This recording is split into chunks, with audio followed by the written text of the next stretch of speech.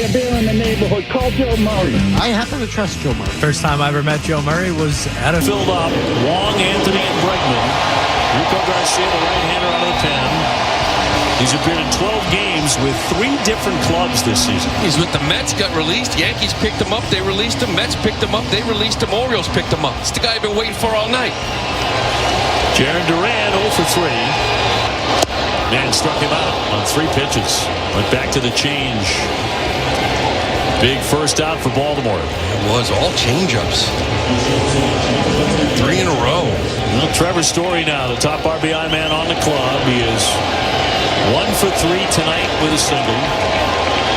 7 for 12 with the bases loaded this year. And he got a foul tip to the mid. Jackson held. Back-to-back strikeouts and 2 down. Garcia has come in here and executed. 7 pitches, 6 strikes, locating this slider, locating that changeup to Duran. Now it's up to Massa to get a big 2-out hit. Can't strand the bases loaded, no outs, right? He's had a quiet night. 0 for 3, 2 strikeouts for Masataka Yoshida. 2-2, 2 out, bases jammed. Struck him out. He strikes out 3 in a row with the bases loaded. Just a brutal inning for the Red Sox. It remains 3-1 Baltimore.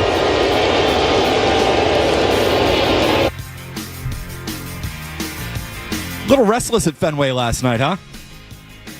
Boo, boo, boo, boo you, boo, boo, boo, boo. All right, it's Matt McCarthy in for Joe Murray tonight. All the way until 11 o'clock. Skaz is here. You're here in the chat. I see you. Hello. 617-779-0985. Coming off what might be the worst loss of the year for the Red Sox. It's certainly on the list, and there have been a lot of them. I will give the Red Sox this. They are entertaining, win or lose. They are a compelling, entertaining bunch. When they win, it's great. When they lose, it really sucks. And last night really, really sucked. We hope the program doesn't suck tonight. I make no guarantees. I make no promises. Alex Barth is going to join us at 8:20 tonight. We're going to talk some Patriots with him. Bill Koch covers the Red Sox for the Providence Journal at 9:20 tonight. Skaz is here. You're here. We'll have a good time. Unlike what the Red Sox experienced last night in the 8th inning, the 9th inning, the 10th inning, the 11th inning at Fenway Park, that was something. Not what you're looking for. So let me get this straight. You load the bases in 3 straight innings, and you fail all 3 times. What does the math say about that? I know the Red Sox are very analytically driven. What does the math say about that? The odds of not scoring in any of those innings? I'd be curious to get the breakdown of that. I'm also curious to know how you people and Jared Carabas, most specifically my tribal chief, would say how Trevor Story looked last night. I don't think he looked so great in those critical at-bats. Here's what I would say. The Red Sox have a middle-of-the-order problem. They got some issues. I want to give you some stats on their middle-of-the-order, Skaz, because it's ugly. It's not pretty. But first and foremost, it is my understanding that Joe Murray, of course, would have been on the air last night. I am curious to hear how Joe reacted to one of the real Red Sox meltdowns of the year, because I'm going to tell you, that was a meltdown. You load the bases in the 8th, fail. You load the bases in the 9th, fail. You load the bases in the 10th, fail.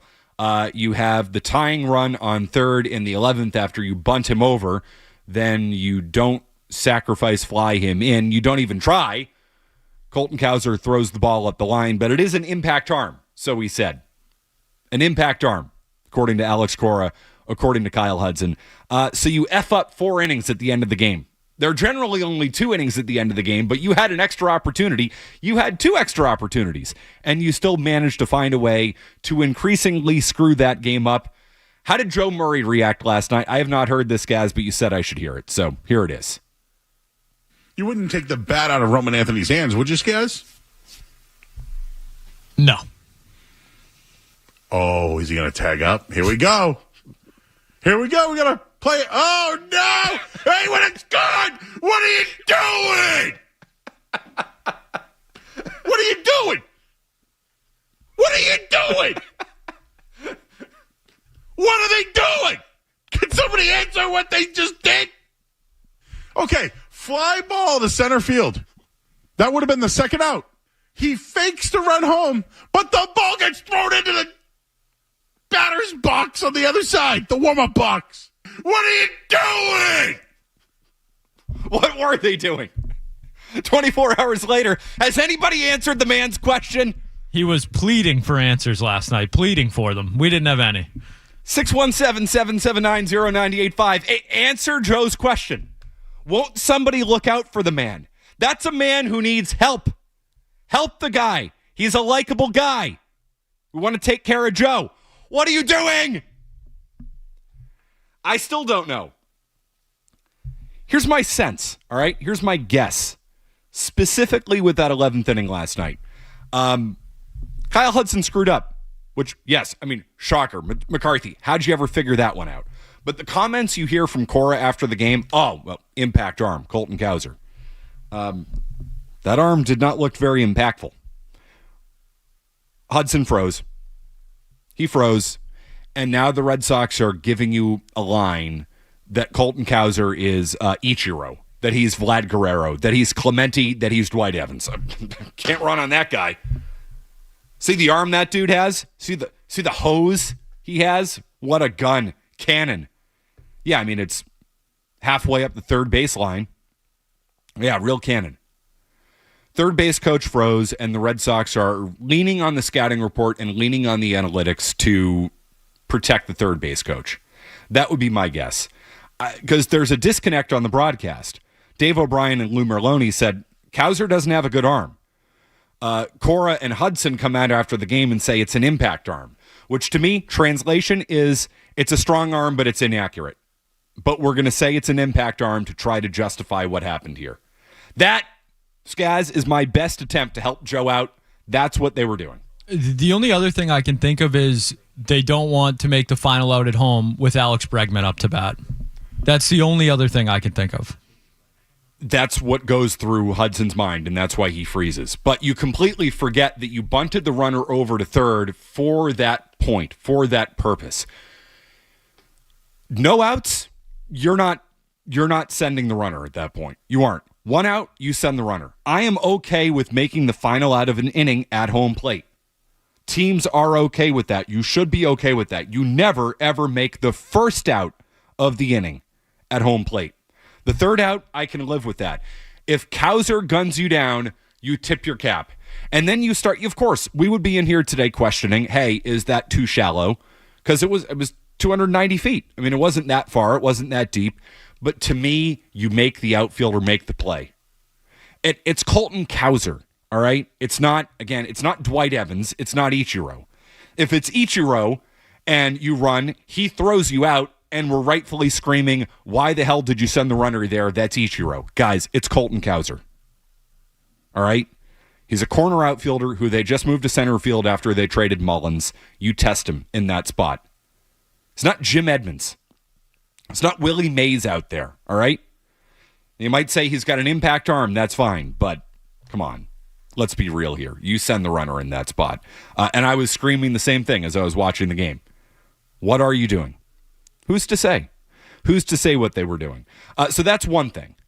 The other thing that I take away from that game last night is the Red Sox have a middle-of-the-order problem. You want some stats, Gaz? You like numbers? Numbers to back up an argument? Yeah, it depends. I'm going to tell you what. You tell me how you feel about these baseball players. I'm not going to give you names. I'm going to give you numbers. Because I don't want the names to cloud your judgment, because you're a smart and analytical guy back there, Skaz. I think you don't need the names. You're just going to tell me whether this player is a good baseball player, he's an average baseball player, or a bad baseball player. All right? Simple enough. Baseball player number 1 has a 261 average with 12 home runs, 69 runs batted in, and a 787 OPS. How do you feel about that baseball player? Very average. That baseball player is your number 3 hitter, Jaron Duran. Very average. Number 3 hitter. He's fine. He's a fine baseball player. Is he a number 3 hitter? No. Baseball player number 2 has a 244 batting average and a 709 OPS. How do you feel about that baseball player? Worse. Slightly below average. That baseball player is Trevor Story. in a Red Sox uniform. Over the last 4 years, Trevor Story has a 244 batting average with a 709 OPS. That's your cleanup hitter. Not good enough, and you saw why, again, last night. Now, he's found a way to mask that, but I'm going to tell you right now, Trevor Story is going to revert back to that baseball player. One more for you, Skaz. Baseball player number 3 is batting .235 with a 645 OPS. He does not play the field. He is also not a pitcher, which that would be a really nice stats for a pitcher. Not a pitcher. How do you feel about that baseball player? Bad to very bad. That is your number 5 hitter, $18 million a year, Masataka Yoshida. They have a middle-of-the-order problem.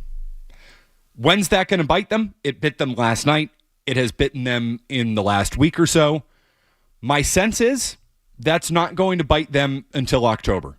I think they're getting there, okay? So let's put that out there now. I think they're getting there. But those issues are going to show up eventually. They might not even show up if you're at home in October. The importance for the Red Sox to get that number 1 wild card spot so they play that first series at home is massive because they're so much better at home despite what you saw in these last 3 games. But what it all comes back to here, Skaz, is the Devers trade. And we knew it the night the Red Sox shipped him off to San Francisco, but they lost their middle-of-the-order bat. They weren't deep enough in the middle of the order to begin with, and you remove Devers from the lineup, it does change things. We knew they were short there going into that trade. They're even shorter coming out. That problem was not going to be fixed overnight. That problem is going to have to be fixed in the offseason. The question is, how long is it going to take for them to bite them? I think it's going to bite them in October. I don't think it's going to bite them enough until then. But if you have concerns about this team not making the playoffs, last night is the reason why, and the middle of the order should be a big reason why. All right, we're off and running. Matt McCarthy in for Joe Murray tonight. Duran right in the middle of all of that last night. Again, Duran batting .261 this year with a 787 OPS and 12 home runs. That is your number 3 hitter. That's not good enough, but there was a fan last night who I think thought it wasn't good enough too. And Duran had some comments for him. We'll get to that and anything you want. I see on the phone lines at 617-779-0985. McCarthy in for Joe hanging out with you. You're listening to Joe Murray on 98.5.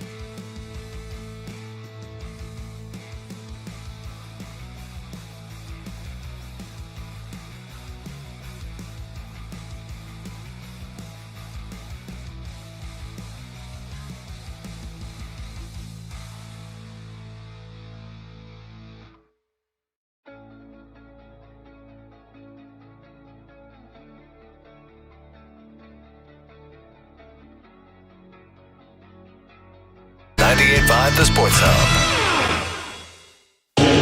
Red Sox have them all filled up. Wong, Anthony, and Bregman. Rico Garcia, the right-hander, out of the pen. He's appeared in 12 games with 3 different clubs this season. He's with the Mets, got released. Yankees picked him up, they released him. Mets picked him up, they released him. Orioles picked him up. It's the guy I've been waiting for all night. Jaron Duran 0 for 3. Man struck him out on 3 pitches. Went back to the change. Big first out for Baltimore. As most things do nowadays, we have lip readers all over the place. I'll just say this first and foremost. Like, if you're out to get Jaron Duran, if you're out to get him over what he said last night, can you reevaluate some things? Like, you're a loser. Come on. Serious. Loser. There's a difference between what he said last night and what he said last year. Can we be adults about that? There's a difference in telling a fan to go F off and calling a fan a slur. I think most of us can understand the line. Most of us can understand the difference. So the pearl clutching over Jaron Duran and what he said last night, to me, it's a little bit too much. But here's the real problem. It speaks to a bigger issue with this player. It speaks to a fundamental problem with Jaron Duran. And that's that you can get to him, that fans can get to him. And I know we're all human, and not all of us have the armor on all the time. None of us have the armor on all the time. Some of us have it on more than others. I get that. I understand that. And Duran often doesn't have the armor on. And that doesn't make him different from you or me or a lot of folks out there. But how many times is this going to happen? How many incidents are we going to have with this player with multiple fans? Because I can count on probably now 2 hands at this point the amount of times that Duran has had an incident with a fan. Last night, last year, he tried to go into the stands in Kansas City. Earlier this year, in what was a terrible incident in Cleveland, somebody called him out, said something he never should have said about the situation with Duran that he talked about in the podcast, in the Red Sox documentary, talking about being on the verge of taking his own life. What that fan said was deplorable. And I don't fault Duran one bit for being upset by that. But the fact of the matter is, that's another one of these incidents where a fan says something and Duran responds. And Duran goes back. And trust me, you or me or anybody else probably would have responded to what that fan said in Cleveland. But why was there a need for a response last night? How many times is this going to happen? The issue in and of itself is not one incident. The issue in and of itself is not what he said to the fan last night. Don't blow that out of proportion. What he individually said to that fan last night. Again, it's different from what he said last year, which I don't stand for and most people don't stand for. But the issue is not yelling at the fan last night. It's the problem is it keeps happening. It happens over and over and over and over again. And I guarantee you it's going to happen again. It's going to happen again with Jaron Duran. Pro athletes get heckled all the time. I'm not saying it's right. I'm not saying it's wrong. What I'm saying is it happens. And I think most of us would agree that there are times where people cross the line and that's not okay. And the Cleveland incident, which again was despicable earlier this year, is an example of that. It was vile. It was wrong. And I think it said a lot about that human being if you're saying that to Jaron Duran in that moment. But at what point are we going to acknowledge that Jaron Duran can't help himself when it comes to engaging with fans like this? Like, is this guy liable to fight a fan or try to fight a fan at some point? Because I think he is. And I've heard a lot from fans, particularly this year as the discussion about trading Duran came up. And I've heard a lot from people saying, you can't trade this guy. He's too important to the team. He plays with heart. He plays with hustle. All of those things are true. He's an energy guy. That's true. He's too important. He's a leader. Last night once again showed, and it's a small incident, it's a small thing, but last night once again showed that if Jaron Duran is your leader, you have a leadership problem. You can't count on him. You can't count on him to keep his head in a moment like that because there's no need for it. There's no reason for it. There's no purpose for it. He keeps showing the world that you can get to him. And people take advantage of that. As horrible as that is, like, human beings are bad. They are bad. Human beings prey on other humans' vulnerabilities. And I think a lot of people have a sense as to where people are vulnerable. And this is where Duran is vulnerable. He's shown the world repeatedly that he hears taunts from the crowd and he'll go back at you. He'll lose his focus. Every athlete gets taunted at some point. Again, I'm not saying that's right. I'm not saying that's wrong. But Duran shows more than most that he hears you. You can get in his head. You can get him off his game. And you think fans around baseball don't pay attention to something like that? Like, Red Sox are going into New York for the biggest weekend series of the year. You think fans in New York know that you can get to Jarren Duran? You think fans in New York are going to try and get on Jarren Duran and get in his head this weekend and throw him off his game? Of course they are. They're not going to go easy on him. And that's just the reality of it. Again, we can talk about whether that's right or wrong, but that's the way the world works. And when Duran keeps doing stuff like this, it makes you question how much you really can count on him in a big moment. Because I think in a big moment, somebody could potentially throw him off his game. Thought on any of this, Gaz? Yeah, I'm with you on the overall point. You know, with Duran, for me last night, it's not. You know, the comment is what it is. You never want to see him lash out at fans. Obviously, it's nothing compared to last year. But for me, the issue last night is he strikes out on 3 pitches. Yep. I don't know if something was said before the at-bat, but just looking at what happened last night, to me, he was more worried about the guy in the stands than he was a crucial at-bat in the 8th inning, and that's, as a fan, what bothers me is he goes down and, you know, one of the worst at-bats of the year on 3 pitches, and the second he strikes out, he's looking for a guy in the crowd. That's my problem with it. Yep. He's thrown off his game. Somebody was in his head. Or if that fan wasn't in his head before the at-bat, he went up there in a bad place anyway, and he was in a vulnerable moment, and somebody preyed on that vulnerability, and Duran lashed out at that person. I don't know what the person said. I'm sure it wasn't good. I mean, but that's the way it is. I'm not saying it's good or bad. But pro athletes get taunted and heckled all the time. It happens at home. It happens on the road. And Duran seems to be bothered by a lot of the stuff at home. I mean, the incident last year is a fan yelling at him, "Tennis racket, you need a tennis racket," which is just some drunk jackass in the stands yelling something at you. And it gets to you so much that you lash out at that person like that. Again, you got to keep it between the lines. And that's the problem with this player is he just can't keep it between the lines. Yeah, and I mean, look at a guy like Alex Bregman, who's on the Red Sox now, who was part of that Astros cheating scandal. Mm-hmm. A guy who probably gets it just as bad as anyone in the entire league. You know, him and Altuve. I can't remember one instance of Bregman, you know, snapping at the crowd or doing really anything other than be professional. So I think, like, you see the difference between those two guys, and there is a staunch difference there. And I do think that's something that repeatedly has come up with Duran. So do I think it's, you know, the end of the world and, you know, all this, you know, obviously the reaction gets overblown, but it is something. It's not nothing. It's indicative of actually a baseball problem, Skaz. Do you trust Jarren Duran in a big spot? Here's a guy who, by the way, has essentially never played a big game in his life. He's been on losing teams forever, his entire career. What if there's a big spot this weekend in New York? Sunday afternoon, series on the line type of thing. Bases loaded situation last night. You've got 55,000 New Yorkers on him. Is he going to be able to block that out? Use it positively, fuel himself with, you know, those taunts, those heckles, or is that going to affect him? To Skaz's point, I don't question whether it's going to affect Bregman or not. It's going to affect him positively. I mean, Pedro Martinez had the right attitude in Yankee Stadium. Who's your daddy? Who's your daddy? Is Jarren Duran? Do you trust him? Do you trust him in a big spot? A guy who's never played a big baseball game in his professional life.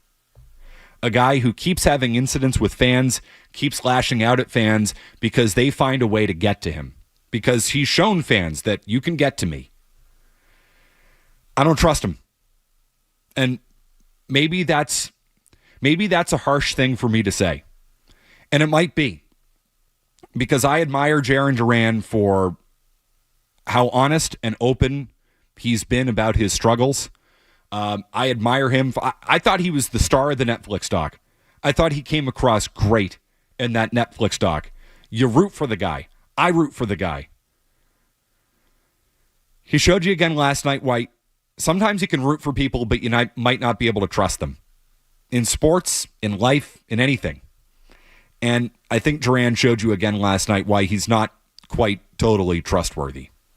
And if you're counting on him, really counting on him to be a leader, to set the tone, to go about it totally the right way, I'm not convinced you're going to get what you want in the end. I'm not convinced that's going to end well for Duran, for the Red Sox, for the team. Feels like it might be a little too much to ask. 617-779-0985. I see on the phone lines. We'll take care of you. We'll continue. It's Matt McCarthy hanging out in for Joe Murray. Essential Sports Hub headline presented by Celsius Energy Drinks. The Sox are off tonight. They'll open up the first of 4 in New York tomorrow. Sox have lost 3 in a row after last night's extra innings loss to the Orioles.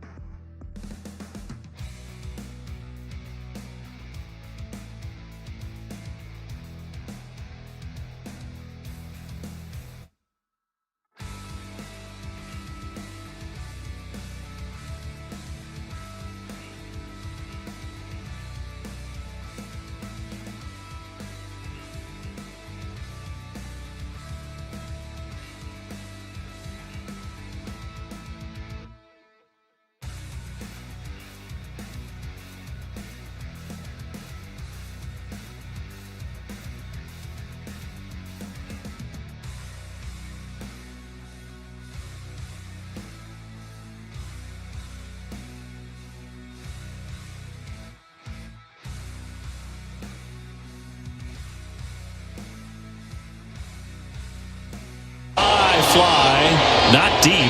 Cowser getting under. Eaton back at third. He is going to bluff, and it's a really bad throw. He stays at third, though. Did not try and come home. Yeah, now they're 2 down. If he had gone, he scores. Yeah. I was kind of surprised. He doesn't go on this. Remember, we were talking about Cowser earlier in the game. Didn't have that strong arm. Remember that throw to first base when he went after Anthony. Would have scored easily. That decision's made way before you see the throw. That was a tough one there. Roman's come through so many times. 2-0, just gets underneath it, hits another 10, 15 feet. Probably definitely challenge the throw. Cowser does not have a strong arm. Throw way offline. As you mentioned, though, the decision was made before that.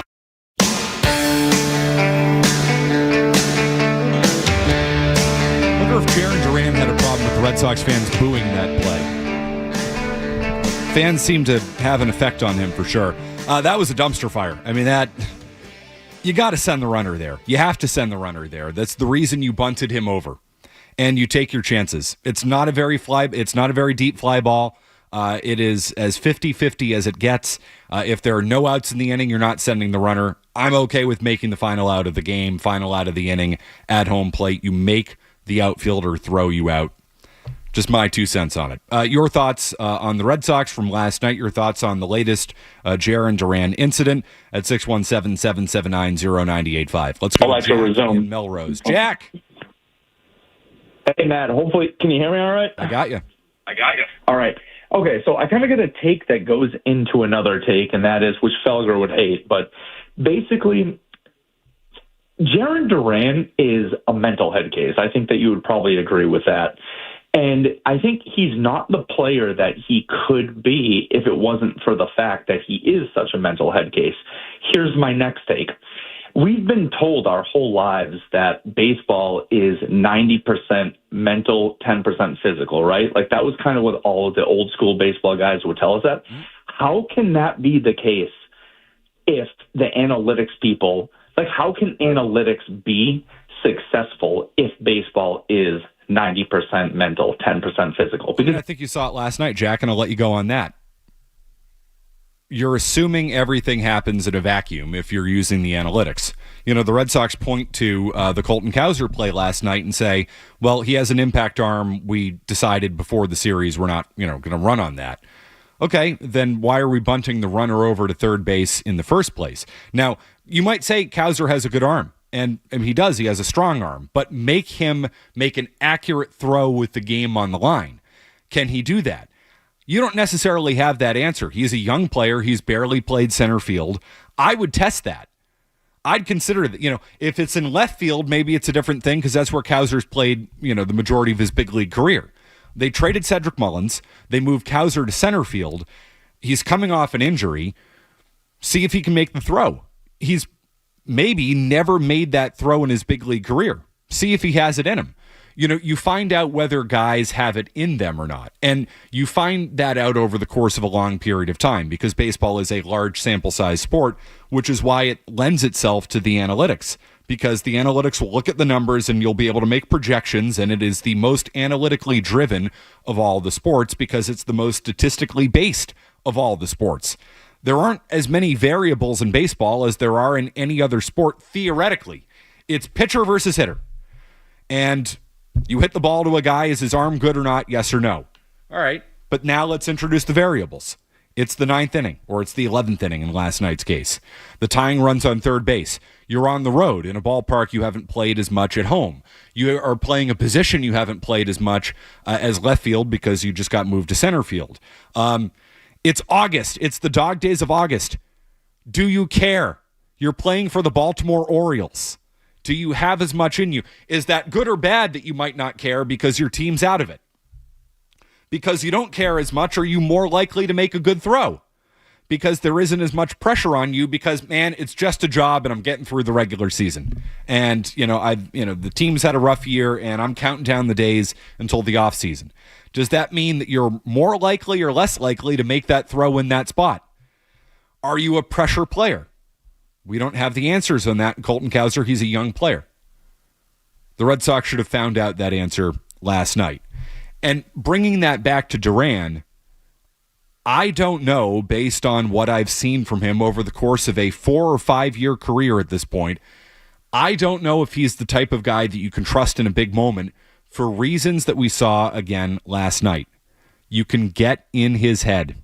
You can throw him off his game. You can affect him. This is also a player that we don't have the answer on because he's basically never played in a big game before.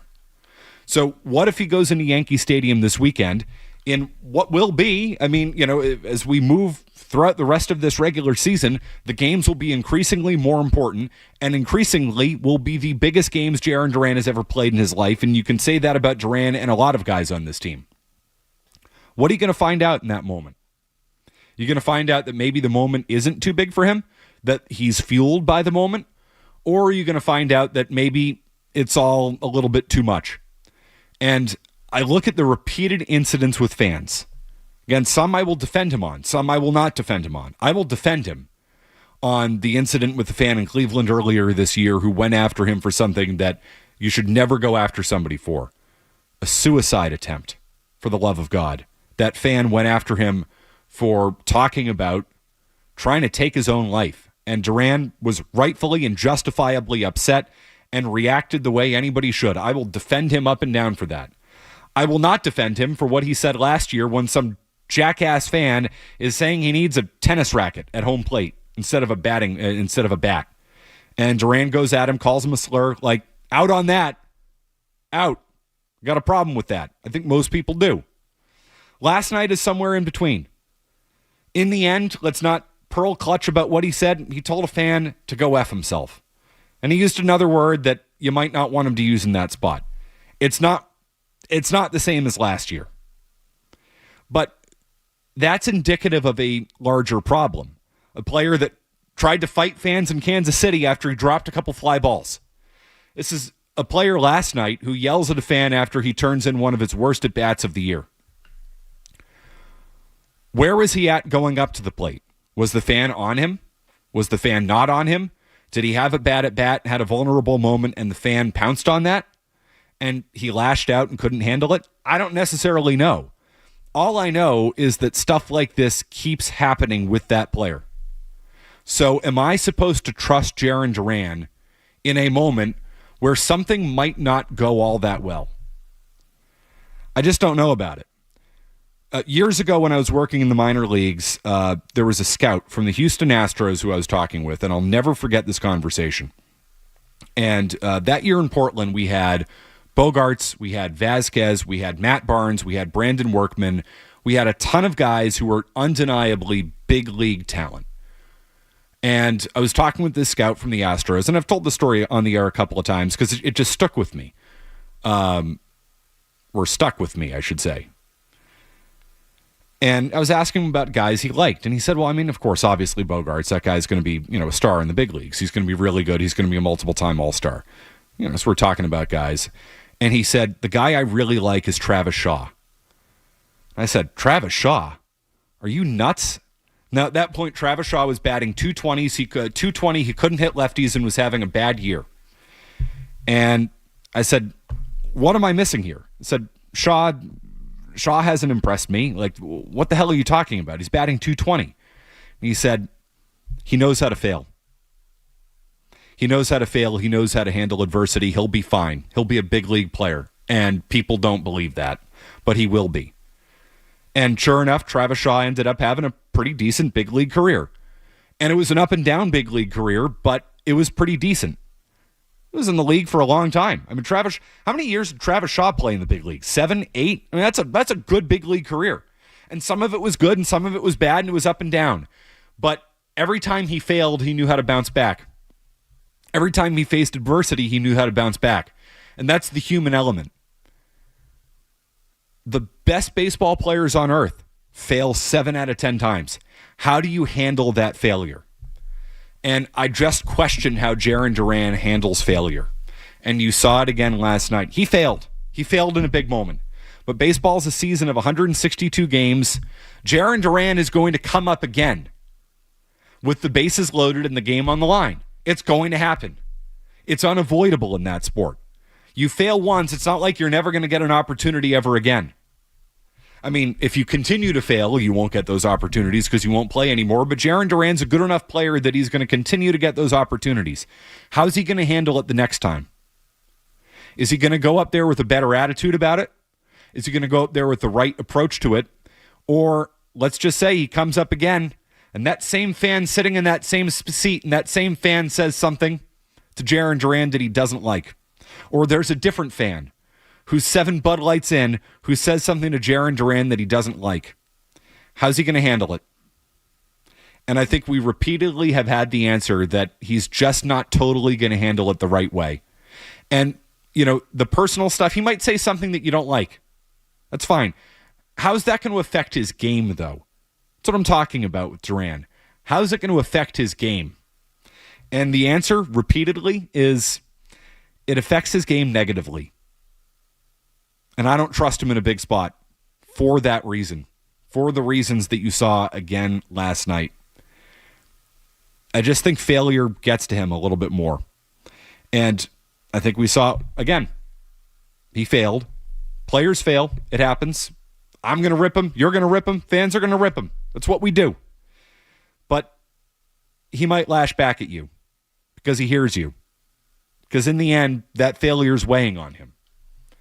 In a sport where you fail 7 out of 10 times, you can't let it weigh on you because you're going to get another at bat. Are you going to let it affect you the next at bat? He strikes me as the type of player, and there are players who do this. It affects them their next at bat. He's human. Everybody's human. Most of those guys are human. Not all of them are robots like Ohtani. 617-779-0985. It's Matt McCarthy in for Joe Murray. We continue. Don't go anywhere. There's more Joe Murray. On the way.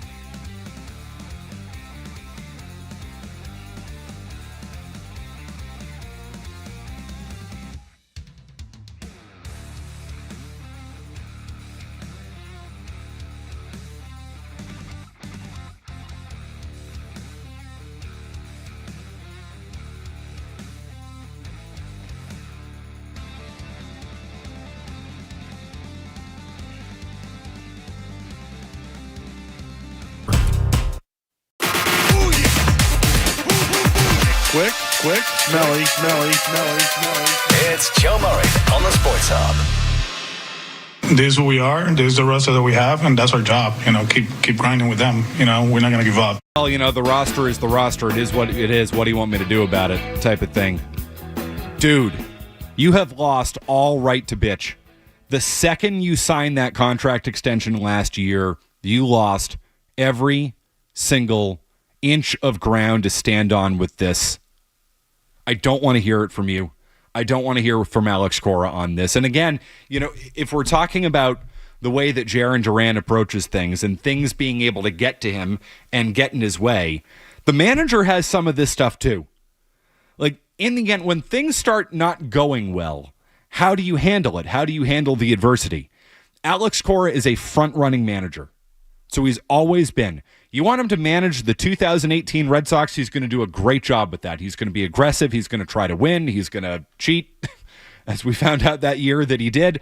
But he's that guy that you want when things are going right. I would say the same thing about Jaron Duran. Heart, hustle, energy, good baseball player at the plate. Good baseball player on the bases. Not so much in the field, but you'll put up with it when things are going right. When things don't go right and don't go your way, a guy like Duran, I'm not sure can handle it. A guy like Cora is not going to do what he needs to do to rally the troops. He's going to start pointing the finger elsewhere. And that's exactly what he did earlier this week. Is he necessarily wrong?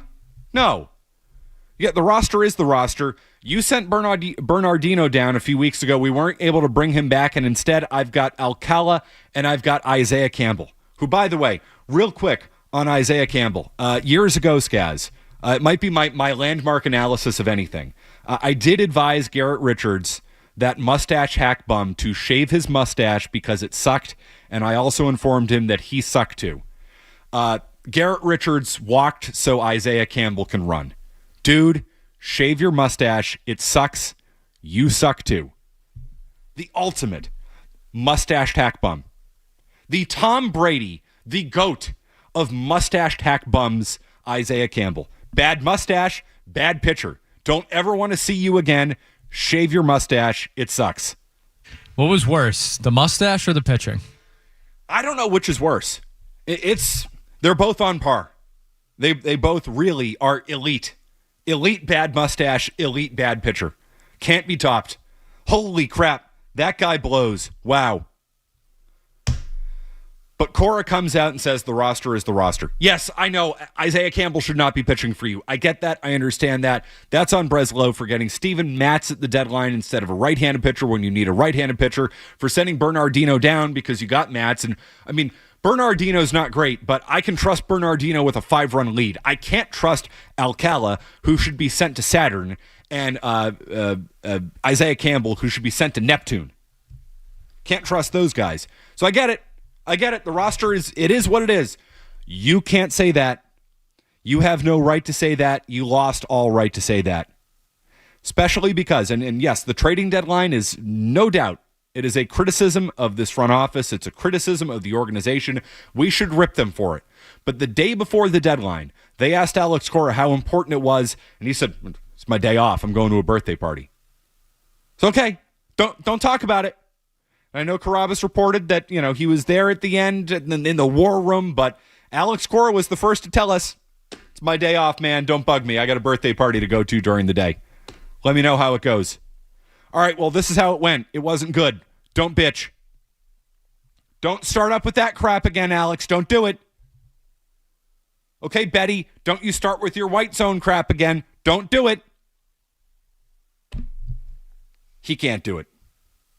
What did Joe Murray ask us last night? What are they doing? Is that right? Was that the question that Joe was asking us? Alex, what are you doing? You can't get away. What are you doing? Don't start this crap. Don't do it. Please, I beg of you. What are you doing? What you're doing What are you doing? is you are sowing division within your own clubhouse. You are getting people more frustrated. You are disillusioning them from the cause. What are you doing? What are you doing? We still don't have the answer. What are they doing? We're going to effort that answer all night long. We may not be able to find it. Do your best. I welcome you. 617-779-0985. Even if you just want to say, McTakey, what were they doing last night? What are you doing? What are the Patriots doing? Where are they at? Hey, tomorrow night, by the way, is the ultimate what are we, not what are you doing, what are we doing experience as a collective. When we sit down to watch this thing on Amazon Prime tomorrow night at 8 o'clock on a Thursday night, preseason game number 3. You're shaking your head back there, Skaz. You don't have to work the game, do you? No, but that shake that was for the Jeremy Conley and Kevin Majori, Joe Murray included. Joe Murray is going to be working post-game tomorrow night. Post-game, 11 p.m. to 2 a.m. after Patriots-Giants preseason game number 3, where nobody's going to play, and you just sit to yourself and you ask yourself, if you're still watching, why am I doing this to myself? Why am I doing this? What are we doing? Thoughts and prayers for Joe Murray. No wonder he needed tonight off. Jeez. 90 seconds, no commercials. We'll get into the Patriots and what will be going on tomorrow night. Skaz, I have a bet for you. I don't know if this is a bet anywhere, but I'm going to establish a Joe Murray over-under here on the program. I will ask you about it in 90 seconds. From the Tell Tire Studios, WBZ 7HD1. It's not just the games. It's Toucher and Hardy, Zolak and Bertrand, Felger and Maz, Joe Murray. For Boston sports fans, it's 98.5, the Sports Hub. Beasley Media Group Station. Sports Hub headlines. Presented by Celsius Energy Drinks. All right, the Red Sox are off tonight. They open up the first of 4 in New York tomorrow. That's after the Sox have lost 3 in a row. Going back to the weekend against the Marlins, they were swept away in a mini-series by the Orioles after last night's ugly loss at Fenway, 4-3, the final there. On the wild card, around the wild card scoreboard, the Yankees up 1-0 on the Rays right now. Kansas City up 3-1 on Texas. Red Sox not getting any help right now on the scoreboard. Earlier tonight, though, or earlier today, the Guardians did lose to the Diamondbacks 3-2 and 10. Cleveland 3.5 behind the Red Sox. Seattle now a half game back of Boston in the final wild card spot after they were smoked by the Phillies 11-2. Kyle Schwarber hit his 45th home run of the season. Patriots and the Giants will meet in the preseason finale tomorrow. What are we doing? Mike Reese says Javon Baker will travel with the team. He has not practiced this week. Headlines are brought to you by Super Service Today, Massachusetts #1 leader for residential and commercial plumbing, heating, cooling, and drain cleaning. Day or night, always done right. Visit superservicetoday.com. I'm Matt McCarthy on Boston's Home for Sports, 98.5 The Sports Hub. Your next update in 30 minutes. Start your day. Ooh, that's a good one. Work through your day. What's that thing we do at the end of the show? And end your day. I'm not giving you an opinion. I don't know. Right here. 98.5 The Sports Hub. For you here on 98.5 The Sports Hub. God bless Alex Barth, who will be joining us at 8:20 tonight. God bless him for many reasons, especially for the fact that he's coming on the airwaves and we're going to break it all down. We're going to find out how ready he is for preseason. Javon Baker is going to have an opportunity to play. Bad for Javon Baker. You're traveling for this game. You're suiting up for this game. Bad news. No. Bye-bye. Get the resume ready. So my question to you is this, Skaz. Kyle Duggar and Anthony Jennings. We have found out today from Andrew Callahan that the Patriots, it is known around the league that they are available in a trade.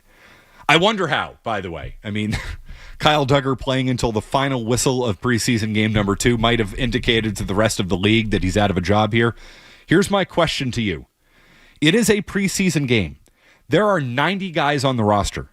So I know Mike Vrabel said at the end of last week's game the reason Duggar was playing is, well, we have to field 11. Now, I was told there was going to be no math, but if you have 90 guys available to you and you need 11, that means in that case that, 79 guys are not playing in a certain spot, right? But we had to play Kyle Duggar in that spot. There will be 90 guys theoretically available tomorrow. How many quarters does Kyle Duggar play in? I am setting the over-under at 2.9 quarters. How about 2 3/4? Tell you what, I'm just going to make it easy. 2.5 quarters.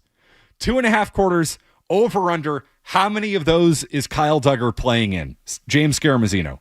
Well, you got to protect his trade value. So for me, maybe it's under 2.5. You don't want that chip you have to move to be injured at any point tomorrow.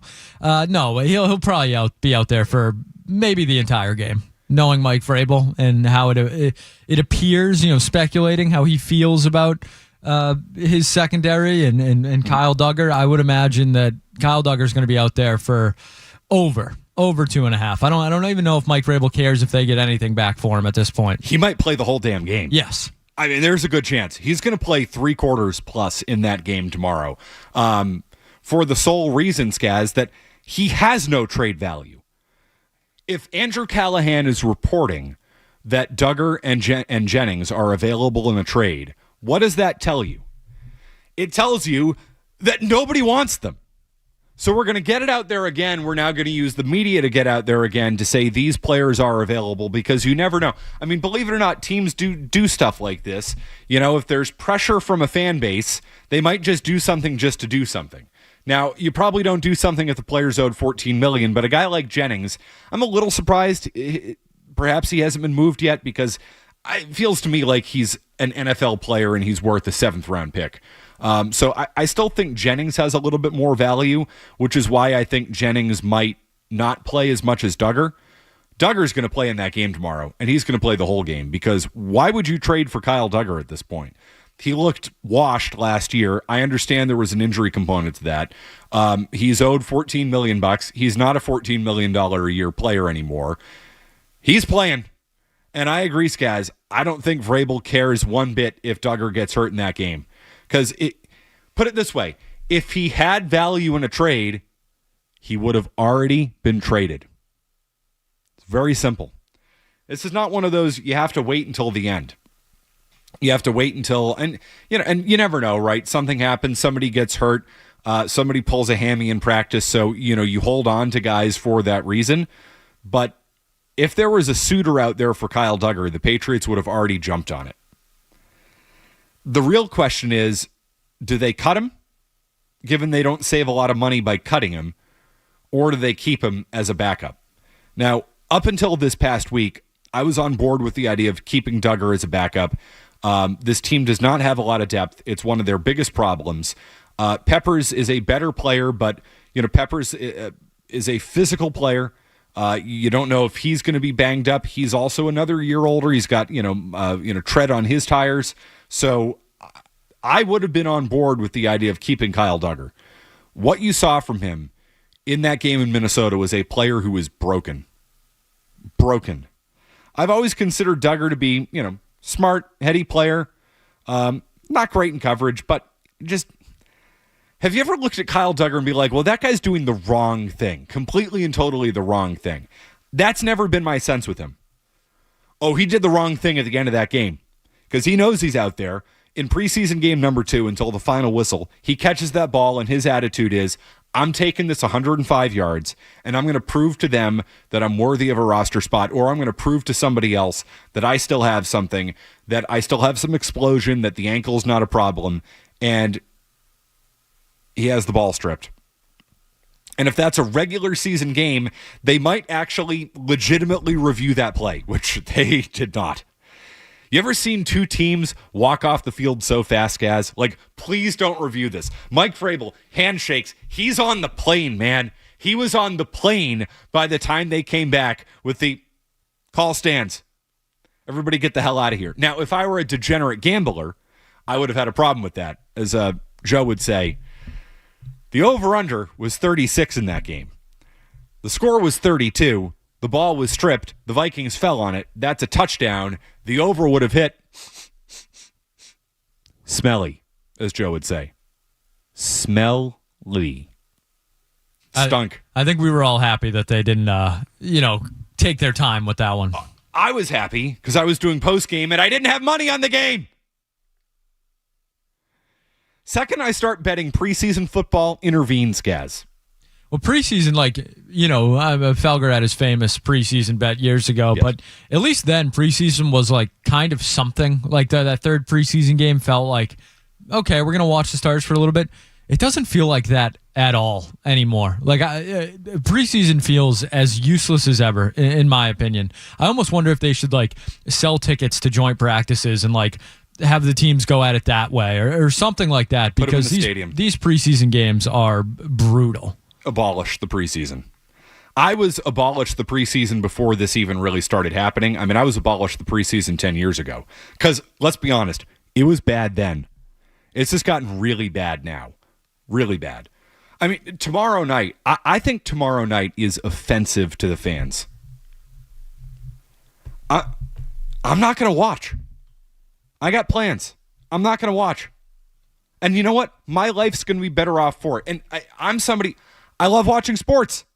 I do this for a living. Skaz, do you know how many times I love saying to somebody, sorry, can't, I got to watch the game for work. But babe, I want to go apple pick. Sorry, can't, for work. Do you know how many times in my adult life I have used that excuse? It is the best part of my job. I get to say to you when you want me to do something that I don't want to do, babe, watch game, have to watch game, football, job, paid, paycheck. My Sundays are booked. Can't do it. For the foreseeable future, my Sundays are booked. I'm sorry. Can't do it. Well, I was really thinking we could go to this fair. Nope. Can't do it. Sorry. What's going on that day? Game. It's the best part of my job. Love it. I'm not watching tomorrow night. I don't have to talk about it. I'm on before the game. I'm on Baseball Hour Friday. By the time I'm not going to talk about Ben Woolridge. Is that his name? Ben Woolridge? Sure. Sounds right. Well, you will never think of him, never know of him ever again when he gets cut. I wish, in the spirit of the Bobs, I wish everybody well with their firings. I hope they go great. This thing tomorrow night, it is tough. There is only one person on planet Earth who has the ability, the wherewithal, the skill, and really the sickness to find something to talk about coming out of this game tomorrow night, and that is the man who will join us on these airwaves. Next, Alex Barth from 98.5thesportshub.com, who, thank God, is working post-game tomorrow night. That is a hero's... Thank you, Barth. We'll talk to him next. You're listening to Joe Murray on 98.5.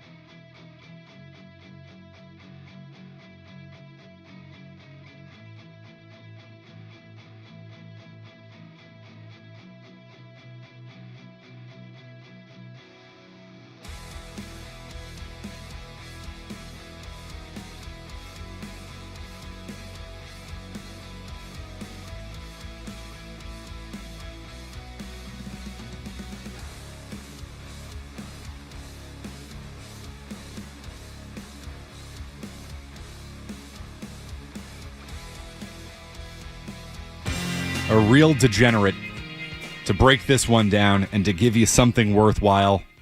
Thank God we have the one, literally the one, the only person who I could ever theoretically want to talk to about preseason game number 3. He just so happens to work here at 98.5 The Sports Hub. We go to the Volkswagen Dealers Expert Hotline. We sent out the Barth signal, and the Barth tender has arrived. Alex Barth, how you doing, bud? What's up, Matt? All right, I just asked Skaz this question. I'm going to set the over-under at 2.5 quarters. How many quarters does Kyle Duggar play in this game tomorrow? I think if they already have a trade for him in place, under. If not, I could definitely see him going over. This is a showcase game for him, right? The report from Andrew Callahan this morning, the Patriots are essentially listening to offers or ready to listen to offers. You want him to look as good as possible. The Giants aren't going to play anybody. He's going to have a chance to thrive. Yes, other teams are going to factor that in, but the reality is if he's putting good plays on tape, that only helps you. So, as long as he's not playing poorly, which he shouldn't in this setting, I think they maybe let him go and try to get his trade value up. All right. Well, there you go. We could see Kyle Duggar for 3 or 4 quarters tomorrow. Lord knows how long. What did you make of him in game 2, Barth? Because he didn't really stand out to me, which is probably a bad thing given he was playing against third stringers.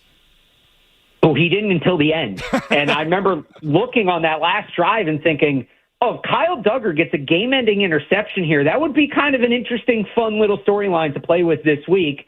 He gets a game-winning interception and then almost fumbles. And I know that it ultimately was ruled down on the field, but the preseason is much more about the process than the result.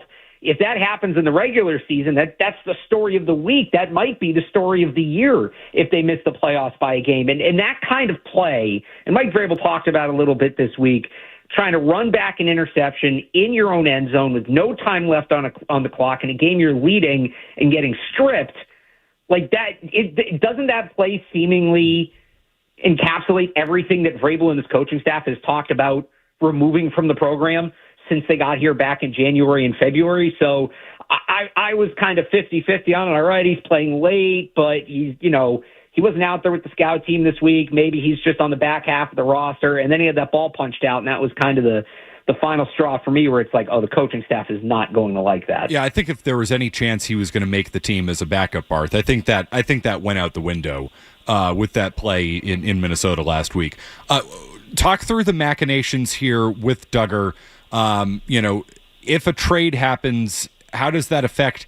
I shouldn't even entertain cap thing. The Patriots have millions and millions of dollars in cap space. We understand that, but what are the factors that come into play here for the Patriots? Trade versus cut versus keep. Well, so it's funny you mentioned that they do have a ton of cap space this year. They're actually projected to be over next year. Now, there are some things that will sort that out, that they won't be as over as the number says right now, but they're going to be up against it.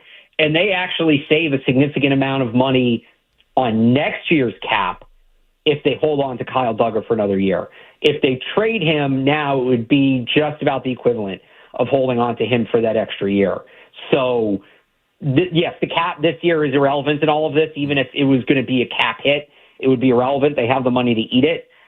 The 2026 cap does come into play here. So there is real incentive to trade him rather than releasing him. Do you think other than the obvious that you get something back for him? Should the Patriots attach a draft pick with Duggar to save that money?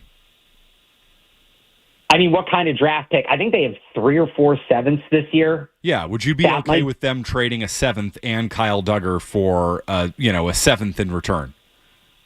Maybe you do it a pick swap. I also wouldn't hate if they get a player back. And Matt Dolph wrote a little bit about this today on 98.5thesportshub.com.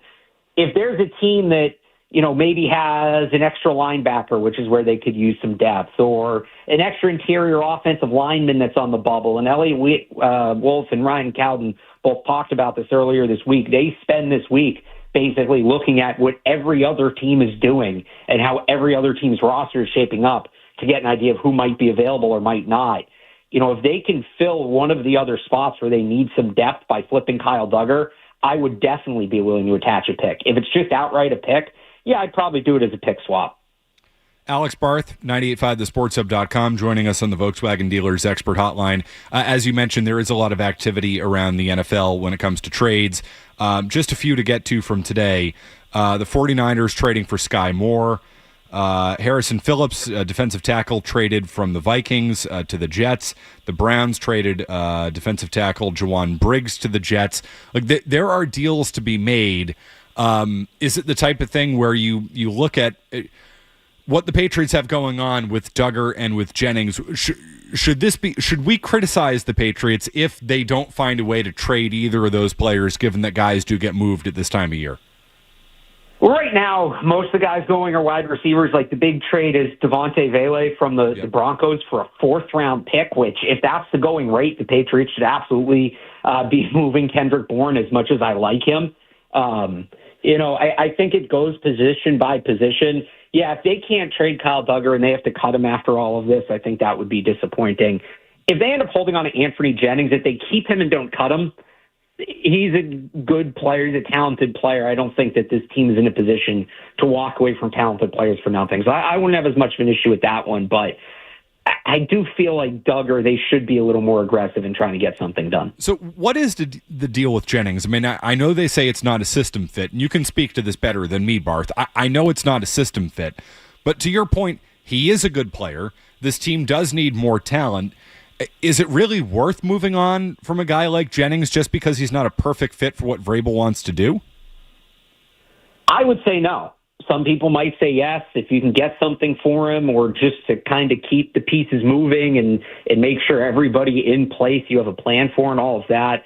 The way he plays is he's going to play on the strong side and he's going to occupy the tackle and he's going to keep the edge set. He's not necessarily a penetrating player. He does that a little bit, but he's going to make sure that nobody gets outside of him, whether it's the quarterback not being able to break contain or a running back trying to get to the edge. And he does that. I mean, he's one of the best in the league at that. He does not get enough credit for that. He's been one of PFF's highest graded run defenders each of the last 2 years. The thing is, the Vrabel defense is not as focused on setting the edge as it is getting into the backfield, and that discipline isn't valued as much. They do still use some edge setting guys. Like Harold Landry is going to be in that role this year. He plays it a little differently. So if you were to keep Jennings, the closest role would basically be Harold Landry's backup. His contract isn't exorbitant like Duggar's. I think it's like $5 million or something, which is not insignificant, but in that role as a backup, it's about right. It's a little high, but it's about right. So if you wanted to keep him in that role, I think you could. It's not a perfect fit, but it's a fit. Beyond that, I just don't know where else you play them. But, if they get into a game and a team's beating them on the ground, throw him in and try something. Or maybe you play him off the ball where he played a little bit in college and they're lacking depth there. I just think for his natural talents, maybe he's not in the role he was last year, and that ultimately means he's not as good. But I feel like, can they get creative and find another role for him with what he does well? So, Alex, I think that Jennings and Duggar are huge storylines going into tomorrow night's game, as big as you can get for preseason game number 3. Let's call it what it is. What are some of the other things that we should be looking out for? I would imagine, Javon Baker potentially playing in this game, what that might mean for him. The state of the wide receiver position. Those are things that I look at. What are things that you look at, or do you look specifically at that spot? So I think Javon Baker's up there with Jennings and Duggar for the biggest stories. I might even put him ahead of Jennings. Jennings at this point, I don't know how much of what he does on the field impacts ultimately what happens to him at this point. Yep. I think that it's going to happen one way or the other. I don't know that he has a great game and suddenly he's tradable where before he wasn't because his contract's not that big. Mike Reese reported today Javon Baker has a chance to play after not practicing this week. He is as on the bubble gets. I think I had him as player 55 or 56 on my 53-man roster projection, and he made some strides early in camp. He's kind of fallen off late. He's looked good on special teams, which is ultimately how he's going to have to make the team. But he's got to continue to make plays in that phase. And also, you want to still see that there is some room to develop him as a wide receiver. He struggled in that regard last week. So I think a big game is important for him. Another one to watch for me, obviously we have the end of the kicker battle. That's part of it. But within that, Julian Ashby had a bad snap last week in Minnesota, had a bad snap this week in practice. Can he kind of steady things in the field goal game and put out a clean game. Skaz, I can't believe it took us 12 minutes for us to get into the minutia of special teams with Alex Barth. Long snapper talk here. Nobody loves long snapper talk more than Alex Barth. So tell you what, I will. I'll humor you here, Barth. What's the latest on the kicking situation? How do you see this playing out? The kicker battle. Nobody. Are you still advocating for keeping two kickers? I know that was like really it was the nuclear take that you had in your back pocket. Where do you stand right now on the kicker thing? I can't believe I just said that with a straight face. So it was a real take 2 years ago when it was Chad Ryland and Nick Folk because there were machinations where it could work. I don't think that it works this year just because it's, you don't have a guy that's essentially in his 40s. But as for where it stands right now, it's close. Like outside of one rough day, they both oddly enough had the same rough day last week. Mm-hmm. Neither of these guys have missed in weeks. Borgalis had that 57-yarder that was wide left in the game, but one, it's a 57-yarder, and that was the one that Ashby had the bad snap on. So you take that with a grain of salt.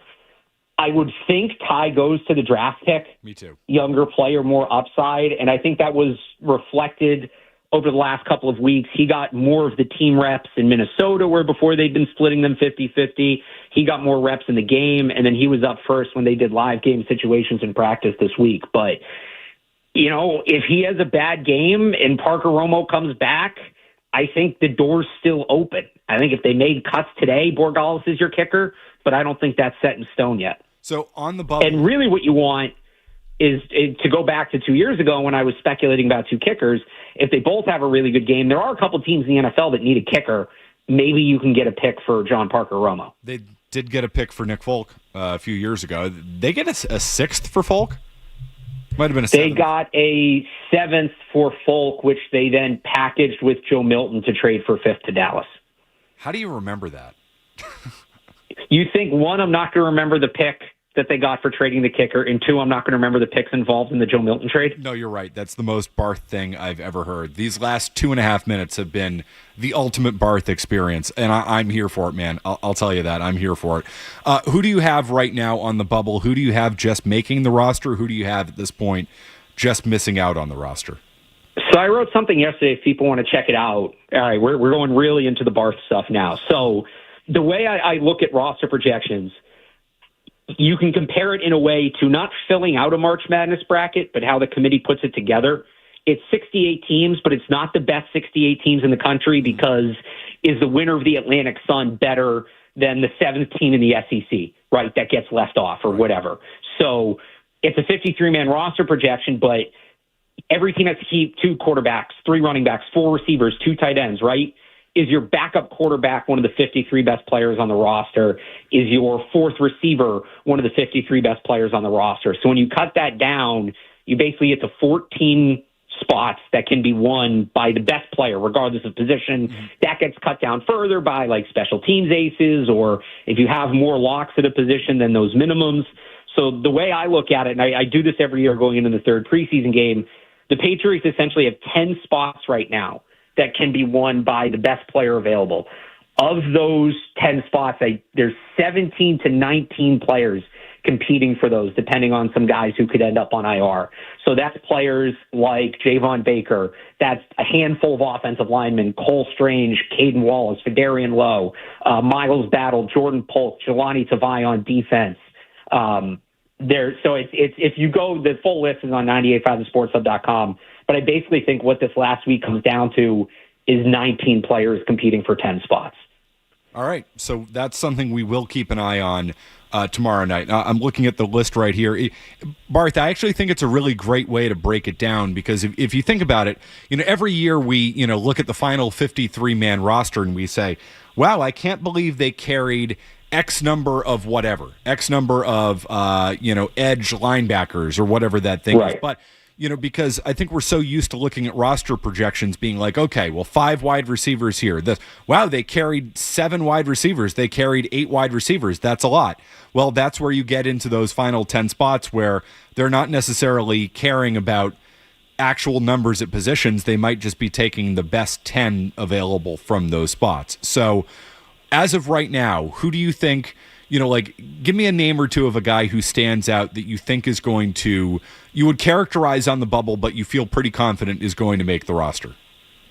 So of the guys I have on that list, there's a couple UDFAs there I feel pretty good about, like Elijah Ponder. The coaches were raving about very highly of him, didn't he? Yes. Yeah. Yes, and he's had a good summer. So Elijah Ponder would be one I think has a good chance to make it. Might surprise some people. I think Michael Hasty has a good chance to make this team. I know he signed late, but he's gotten a ton of runs since he came back. They might want to keep a fourth running back with Ramondre Stevenson banged up. He can play in multiple situations. He's very good in the kicking game. I don't know that he stays on the roster for all 17 games, but he's a player to me it might make sense to keep initially. Of the 4 linemen I have on there, 5 linemen I have on there, Verdarian Lowe, Cole Strange, Caden Wallace, City-So, and Tyrese Robinson, probably 2 of those guys are going to make it, at least 2. The question is which 2, right? It's all kind of a battle there. Another player I would say not to sleep on, I think he's probably off right now, but a good performance tomorrow night, maybe he grabs one of those last spots. Jordan Polk, UDFA out of Texas State. He can play multiple positions in the secondary. He's the one who chased down the kick returner on the 81-yard return in that game last week. He also has an interception. He has a sack this preseason. He's come on really strong the last couple of weeks, especially if they move on from Kyle Duggar. Now they're down to 4 safeties, and that's including Brendan Schooler. They probably need to have another. Jordan Polk, Del Pettis, Marcus Epps would all be in the mix there. All right. He is Alex Barth. Actually, real quick before I let you go, Barth, with Hasty, this is something I know you've really talked about a lot with Henderson. How should they use Henderson this year? Because obviously everybody's as excited as they should be about this player, but you're saying pump the brakes a little bit on his usage. Why? 2 reasons. One, I just, in terms of projecting what they're going to do, Josh McDaniels has always been very aware of not overusing his running backs, and they really don't use a bell cow back, a guy that's up to near 300 touches, 60% usage rate. That's good for Henderson because he was good he started at Ohio State as a true freshman. He's a good player, but he would deal with injuries early on in his career that I think capped him. Last year, they go out to get Quinshad Judkins in the portal. Now his usage goes down, but his production actually went up. So it's almost like less is more. The fresher he is, the more you're going to get out of him. Last year, I was looking this up earlier, he had, I think it was 150 or 250 more scrimmage yards on 4 less touches, spread out over 6 more games. So I'd use him on third downs. I'd use him in 2-minute. I'd use him in obvious passing situations. But, you're going to get more out of him 15 to 20 touches a game than if he's like that 25 to 30 touch a game player. And by the way, the same goes for Ramondre Stevenson. He hasn't been the same since they moved him into that sort of role. And you can tell, especially later in seasons, he gets banged up. I think it would benefit the both of them to have a lighter workload. You mix Antonio Gibson in there as well. And I think you'll ultimately get more out of that position if each guy is on the field a little bit less than maybe some people think they would be. All right, Barth, we'll be listening to your breakdowns tomorrow night after the Pats game. You're on Patriots postgame with Joe Murray. Certainly looking forward to that. As I said, if there's anybody who can break down the 3rd preseason game, it's you. So you will be doing God's work tomorrow night. Appreciate it. All right, sounds good. He is Alex Barth from 985thesportshub.com. Check out his great work at thesportshub, 985thesportshub.com. Real Alex Barth on Twitter. He joins us, as all of our guests do, via the Volkswagen Dealers Expert Hotline. 617-779-0985. I'll get a quick update. We'll come back. Skaz, is this a good time for an in or out tonight? You like a good in or out? A little Joe Show staple? Yeah, why not? Let's do a little in or out. Do that next. Essential Sports Hub headline presented by Celsius Energy Drinks. Red Sox off tonight. They'll open up the first of 4 in New York tomorrow after losing to the Orioles in extras 4-3 last night. Around baseball on the wild card scoreboard, Yankees out to a 2-0 lead on the Rays. Kansas City leading Texas 3-2 in the middle of the 3rd right now. Red Sox did get some good news earlier today.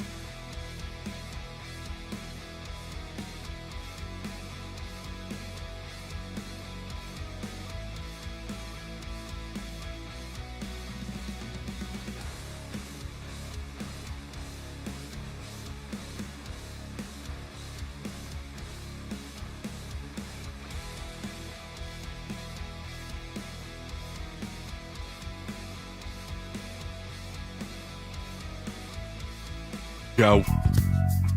McCarthy in for Joe. But it is the Joe Show. Honestly, I think it would be offensive if we didn't do an in or out. Adam 12, no, he's a huge in or out guy. Next Friday it'll be Joe Murray and I in the morning. I know we'll be doing an in or out that day. Gotta love that little 7 a.m. in or out. Are you shaking your head back there, Skaz? I'm just remembering. I feel like next Friday there may be an extended version of the baseball hour. Is that true? I don't know if Maz knows that yet, but that is the word on the street. Now, that is a Friday night roundtable. Yes. You would think. I would think. But now I'm learning that Matt McCarthy's in the morning that day. I'm in the morning. Now, let's just say this. I'm a dedicated coworker. That's a tough draw. Friday night of Labor Day weekend. Yeah. Now, how many times has Tony Maserati left me to do Friday night of Labor Day weekend? Think about it. Literally every year for 5 years, 6 years, 7 years. How long have I been doing baseball hour? It's been a while now at this point. This is the first Labor Day Friday where Maz is scheduled to be on, and I don't know how long. I'm doing mornings that day.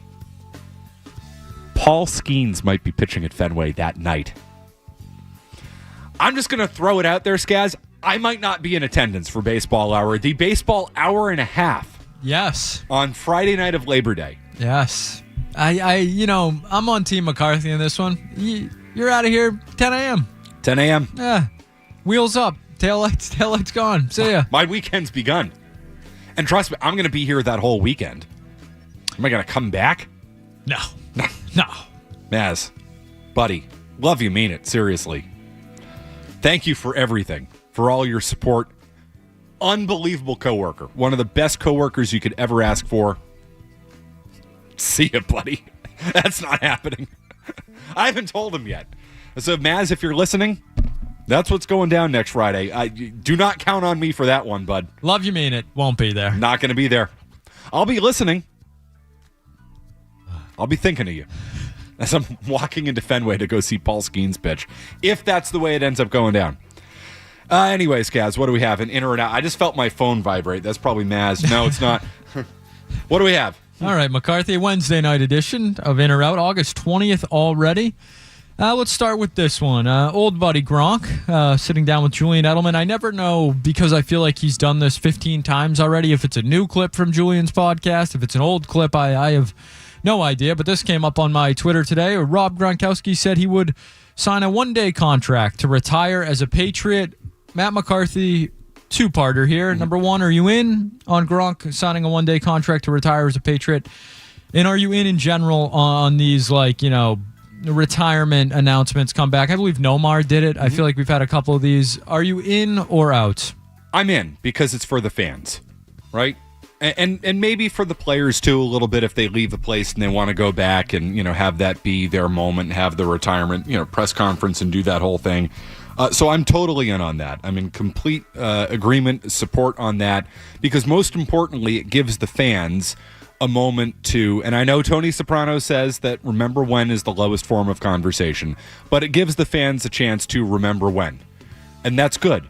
And that's important. What I'm out on here is, how long has Rob Gronkowski been retired for? Feels like a while. I heard Jim mention this in Sports Hub Headlines earlier today. I'm like, did he get like an AI deep fake or something? Is this news? Like, Rob Gronkowski is going to retire a Patriot. When did Rob Gronkowski... I know he retired and then came back. He did that once, right? I think.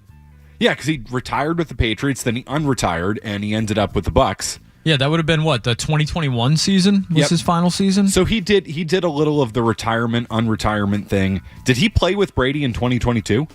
I don't believe so. I'll double check for you. I couldn't tell you. 2020 to 2021 was his time with the Bucks, 1 year. So then he retired again. Are we really going to do... It's been 4 years, dude. Now you're going to announce your retirement after you've already retired? That's the weird thing. Out on that. Out. Yeah, I'm with you there. Matt McCarthy, as I scroll here. Yes, this one caught my attention. The NHL, a few days ago, released their quarter-century team, the NHL Network. Zdeno Chara, not listed for your defenseman. Are you in or out on Zdeno Chara being left off the NHL Network's quarter-century team? Can I have who the defensemen were? Yes, your defensemen are Drew Doughty. Okay, yes. Victor Hedman. Yeah, he should be there. Duncan Keith. Yeah. Cale Makar. Yes. Shea Weber. Weber versus Chara. And Alex Pietrangelo. He should be there over Pietrangelo. Okay, so I'm out on him being left out on that. I would not say that Chara was the best defenseman of his generation. He won one Norris. How many Norris did Pietrangelo win? And Shea Weber was a really good player for a long time, but how many Norris did he win? I honestly, I'd go by Norris on this. Pietrangelo has never won the Norris Trophy. Out. Snubbed. Screw job. That's a Toronto screw job right there. Hate that. Bad NHL Network. Bad. The only Bruins forward on the list, Patrice Bergeron. Yeah, he should be on the quarter-century team. Can I have the forwards? The centermen? Or did they break it down by centermen? It's forwards, but it's not too many. Yeah. Bergeron, Crosby, Datsuk, Draisaitl, Kane, Patrick Kane, Anze Kopitar, Kucherov, McKinnon, Malkin, McDavid, Ovechkin, Stamkos. Yeah. I don't have any arguments there. No arguments with any of those guys there. Like, Bergeron and Kopitar are in the same class, same quality. And given they're both on there, that makes all the sense in the world, I think. Yes, totally support that. Who are the goalies? Do you mind me asking? I've not seen this list. Your goalies are Jonathan Quick and Andrei Vasilevsky. Yeah, that feels right. Quick was so good but it was a relatively short period of time, and I know he's still in the league, but he was so good in that moment. And the thing about Quick is, I would argue he twice was at the center of everything the Kings did. Yeah, they were an 8 seed, and he carried them. Yeah. Like, he was unbelievable. Yep, but Vasilevsky is the best of the last 25 years, for sure. I would go with that. Yeah. People aren't going to like this, but Tuukka Rask, not far away from being on that list. If he was on there, no issues for me. Doesn't have a cup? Yeah, he does. Oh, come on. Okay, his name's on the cup. You dink. He should be in the Hall of Fame. Oh, statistically? Yeah. He won a Vezina. 2 Vezina? Yeah, at least one. 13, he won the Vezina. He might have won 2 Vezina. One time, 2013, 2014. Okay. He was a finalist in 1920. Maybe not a Hall of Famer in that sense. A debate for another night. All right, McCarthy, sticking with the sports themes. You're a guy who likes a good sports intro, right? A good theme? Oh, love a good theme. John Tesh, famous for Round Ball Rock, among other things, has announced a sports album, including multiple versions of Round Ball Rock. Tesh says it will be a completely original music from over 20 years of composition, meddling his signature musical style with the high-stake drama of athletic competition. The album features 11 brand-new instrumental tracks inspired by his experience as a network journalist, covering the Ironman triathlon, Olympic Games, and NBA broadcasts. Are we in or out on a John Tesh sports album? I'm so in on the idea. Where he leads off with the Ironman triathlon, I don't know if I need a theme for that. Let's not treat him like he's John Williams, okay? Thank you. John Tesh came up with Round Ball Rock, which is one of the greatest sports themes ever. There's a discussion. Greatest sports themes ever. We could do that. Because Round Ball Rock is on the short list. It's up there for sure, yeah. I don't know if it's the number one, but if you wanted to make the argument that it's the number one, I would listen to it. What else has the man composed? Can you tell me? Six-time Emmy Award winner. The man was big enough to do a concert at Red Rocks, all right? That is true. That took me by surprise as well. It's National Radio Day. The man has had a syndicated radio program, Intelligence for Your Life, for years and years and years and years. I'm not really quite sure how, but he has. So credit to him, but I think I'm out. I think I'm out on this. And I love sports themes. I love sports production. Guys, we could just play NFL primetime stuff for the next 2 hours and I'd walk away. And it'd be a hell of a lot better than any radio program I'm going to do. I enjoy Carrie on Sunday nights, waiting all day for Sunday night. Out on Carrie. Not out a Carrie on that guy? whole experience. Yeah. It's overrated. Maybe I'm just a sucker for Sunday Night Football. Give me Joan Jett. Oh, there we go. The real song. Yeah. And I can't complain there. All right, McCarthy, this from the YouTube chat tonight. They want to know if you are in or out on Chick-fil-A introducing pretzel buns for some of their menu options. Are you in or out on pretzel buns? I'm not a huge pretzel guy, but a pretzel bun, there's something about it. So you know what? I'm in on that. I'm not a chicken guy. Well, that's what surprises me here. But have I had a Chick-fil-A fried chicken sandwich, and is it delightful in that sense? Yes, it is. I'm never going to go out of my way for it.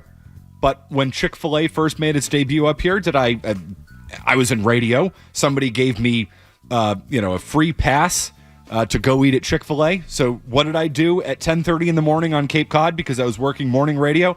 I went to the Chick-fil-A in Hyannis, and I had myself a delightful fried chicken sandwich. Now, again, I had already eaten 2 meals at that point because I'd been up since 3 in the morning doing god-awful morning news radio on Cape Cod.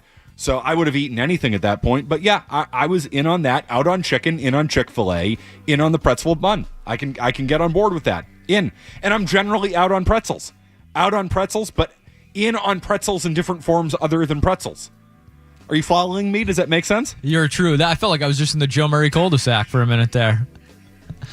All right, McCarthy, we will end with this one tonight. Why not? It feels appropriate as someone in our chat asks, Matt McCarthy, you're wearing an Expos hat tonight. Are you in or out on Montreal getting a second chance at baseball? I'm in on that.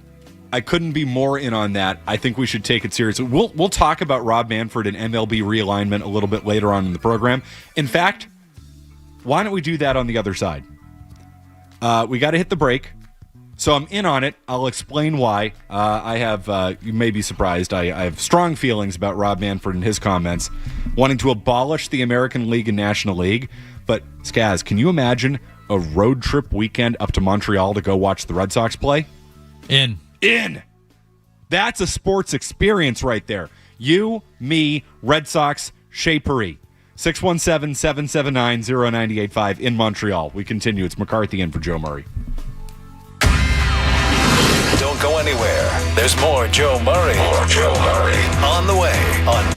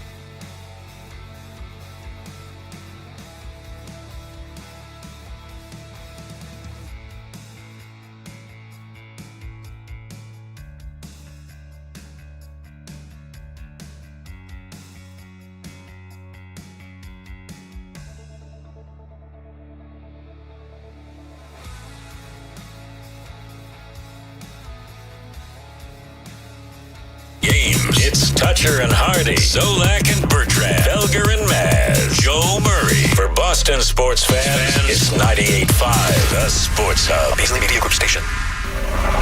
You're listening to Joe Murray on 98.5. You're listening to Joe Murray on 98.5, the Sports Hub.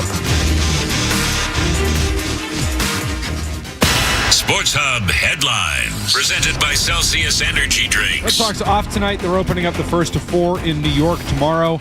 On the wild card scoreboard tonight, Mariners smoked by the Phillies 11-2. Seattle a half game back of Boston. Cleveland now 3.5 back of Boston after losing to the Diamondbacks 3-2 in 10 today. Yankees underway with the Rays as we speak. They lead 2-0 in the seventh.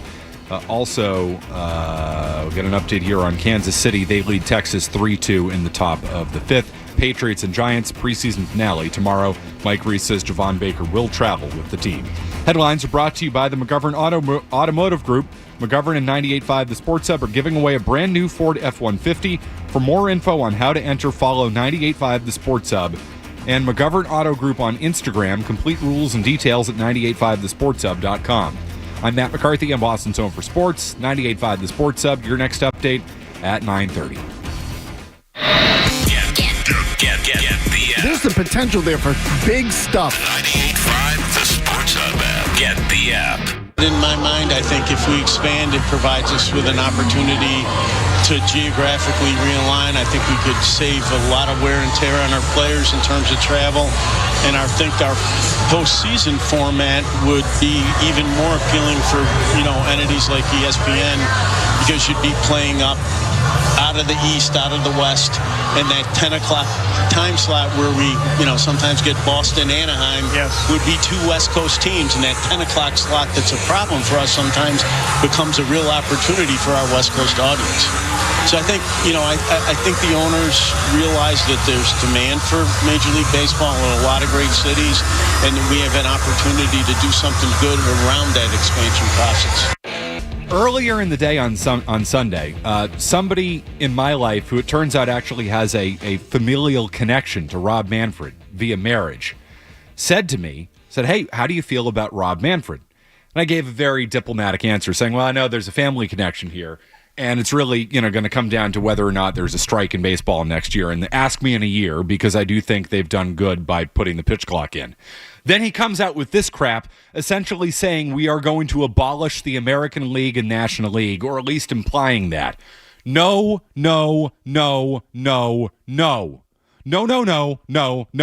Bad Rob. Bad Rob. Open to the pitch clock. I was open to the runner on second. I am open to doing things to improve the game. This doesn't do anything to improve the game. Why affect tradition? Why change the way it's always been just to change it? All right? Sometimes, the argument in baseball, well, it's always been that way since Abner Doubleday was running around in the fields of Cooperstown. Well, the Reds always play on opening day because they were the first team in the National League in 1876 and all that. Sometimes baseball fans get too caught up in this is the way we've always done it, so that's how we need to keep doing it. Okay. We shouldn't always look at it that way. But that reasoning is not good enough. Well, we need to have teams, we need to have an Eastern Conference and a Western Conference in baseball because that will make it better for TV. That'll make it better for this. Hey, Rob, why don't you instead not expand your playoffs to the point where garbage teams are getting in? And that's kind of what's happened in baseball. Like, there are too many teams getting in the playoffs. So then we don't have to worry about whether Boston and Anaheim are playing a 10 p.m. time game. We can figure that out. We can work around that, all right? You can work around that. We don't need to blow up the American League and the National League for that sole purpose. If that is what the owners end up trying to do, and if that is what Rob Manfred ends up trying to do, jail. Straight to jail. No trial, nothing. Jail. Get rid of the AL and the NL. Are you kidding me? That is where I do get offended as a baseball fan. Like, the history of it all. Like, the Red Sox are an American League team. The Phillies are a National League team. The Cubs are a National League team. It's just the way it is. And there's no legitimate argument to change it. You want to expand baseball? Go for it. I'm all for it. I actually think baseball is overdue for expansion. It's been 30 teams for close to 30 years at this point. You want to go to 32? That's fine. Now, we can talk about the cities where we want to put them, and I do think there's some discussion there. I know USA Today had reported that baseball was targeting Nashville and Salt Lake City. Nashville, I'm on board with. You can kiss my ass with Salt Lake City. Skaz, you and I were talking about this earlier today. Does Denver really need a baseball team? I'd be on board with contraction in baseball. Not that that's ever going to happen. Salt Lake City? Worse Denver? Smaller Denver? We don't need to go to the mountains twice. Out on that. Literally anywhere else besides Salt Lake City. Doesn't Nashville make more sense than Salt Lake City? Nashville makes all the sense in the world. Nashville's going to get one. Nashville has grown so much. It's a city with transplants. A lot of transplants people have moved there. The Titans are getting a new ballpark. It's a destination city. So even if you might not have a great fan base in Nashville, you're going to have people wanting to go to Nashville to party, meet girls on Broadway, and go to a ball game. Sounds like a good weekend to me. I'm in. And I'm actually not a huge Nashville guy at this point. Jim Murray has said that Nashville has jumped the shark. I would agree with that. But that's the type of thing you should consider. So a couple of things that baseball needs to consider here. And we've got Bill Koch from the Providence Journal coming up, so we can get into this a little bit throughout the program.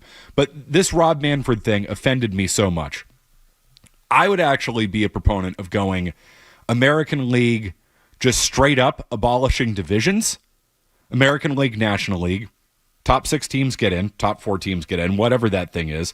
6 feels all right if you have 32 teams in the league. Top 6 teams get in. No divisions. We don't need that. Or American League West, American League East. We don't need 4 divisions, just 2. And let's play baseball the way we've always played it. Eastern Conference and Western Conference is an offensive idea. Offensive idea for the history of the game. Think about it. Like, you have separate MVPs for each league. Are we going to do an Eastern Conference MVP and a Western Conference MVP? Like, there is that thing. Like, Carl Yastrzemski won American League MVP in 1967. And we're just going to abolish American League MVP? I don't... There's no purpose for that. Now, if you're saying it's going to make the game better, it's going to affect the product of the game, and it's going to be good for the fans, I can get on board with that. Abolishing the AL and the NL does nothing for that. I think it only alienates fans. Like, there isn't you cannot make a single argument that it would make the game itself better. Pitch clock, it's made the game better. Runner on second in extra innings, it's made the game better, more compelling, that thing. And yes, that it was different. It affronted the traditions of baseball. I get that. I understand that. But it's made the actual product better. Abolishing the AL and the NL doesn't do any of that. Expansion, good though. Nashville should be one. So you probably need a West Coast city. If you need a West Coast city, I'd go Portland over Salt Lake City. I think that's pretty obvious to me on that one. Geographically, it gives... We were looking at it, Skaz. Seattle's a long way away. It's a long way away from that. Portland's far enough from Seattle. It's the 4th largest metro area on the West Coast. It's a larger metro area than Salt Lake City. Like, we don't need to go to some small city. So I do those as the 2 expansion cities, and I'm not letting the Rays ever go back to Tampa, which I know baseball is going to do. I would move them to Montreal. The problem with Montreal was baseball. It was not the city. It was not that thing. The problem with Montreal was the stadium. I went to a game in Montreal. I was 11 or 12. My parents took us up to Montreal when I was a kid. And I remember getting in a cab and my parents saying, Olympic Stadium. And the guy was like, I don't know where that is. And it wasn't like an English-French thing. It was like, no, I don't know how to get there. It's that far out. Terrible old stadium, all that. That was the issue. And ownership issues, the 94 strike killed baseball. If you put a stadium on the river or somewhere closer to downtown, I think baseball would work in Montreal again. It's a massive city. I think, the fans would welcome them back. They show up when the Blue Jays go there in spring training. That'd be a good time. Montreal would be a good move. The Rays to Montreal. We'll get Bill Koch's thoughts on this and the Red Sox, state of the Red Sox. And UIC on the phone line will take care of you. 617-779-0985. It's Matt McCarthy in for Joe Murray. More Joe Murray coming up on the Sports Hub.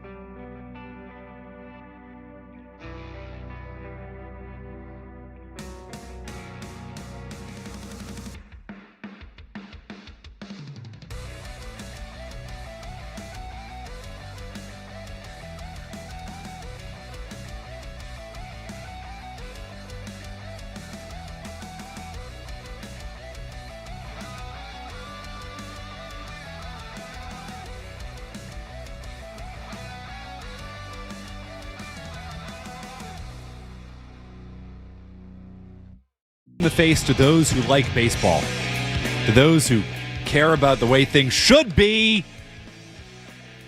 Matt McCarthy in for Joe Murray tonight. We'll get back to you, I promise, including a very good idea I see on the call line about what Major League Baseball needs. But we go to the Volkswagen dealers expert hotline for a man who is, I'm going to guess, probably feels the same way that I do about this Rob Manfred floated idea. It is Bill Koch from the Providence Journal, covers the Red Sox, covers everything for the Projo. Bill, am I misguided in being offended by Rob Manfred's idea to radically realign baseball, maybe even with the abolishment of the American League and National Leagues? You mean the same Rob Manfred who called the World Series trophy a piece of metal? Yeah. The same Rob Manfred who has two of his current franchises playing in minor league parks? That's right. The same Rob Manfred who basically shows no passion for anything that has to do with the game and only with the business? No, you are not wrong in the slightest. Tennis guy from my sources. As I did mention a few minutes ago, I do have a third or a fourth degree connection to Rob Manfred. So I found out, tennis guy, loves tennis. He should go commissioner of that. Does tennis have a commissioner? Fine. No idea. But, I mean, he's got two organizations there that he could ruin, the ATP or the WTA. Take your pick. I mean, Bill, I know, Projo, how many times have you been down in Newport covering tennis? You ever seen Rob there? You ever bumped into him? I've never bumped into him. And the great thing about Newport is the tournament's in the summer. The Hall of Fame induction is in the summer. As you know, Newport is a wonderful place to be that time of year. And so you run into all sorts of people from all walks of life. Rob Manfred has not been one of them, but in terms of celebrities or tennis players or athletes who are taking a little time off, it could be any number of people who you see down there. Bill Koch hobnobbing with the celebs, the rich, the famous, the powerful down in Newport. It's Bill. I mean, it checks out for you for sure. Appreciate you popping on. Real quick, I assume you do not like the idea of this radical realignment in baseball. Well, so if you're really going to blow it up, then let's take it to the extreme. Let's go to 40 teams, relegate 20 of them, and punish them financially. Yes, relegation. Thank you, Bill. Baseball needs relegation. MLB 1, MLB 2. I love that.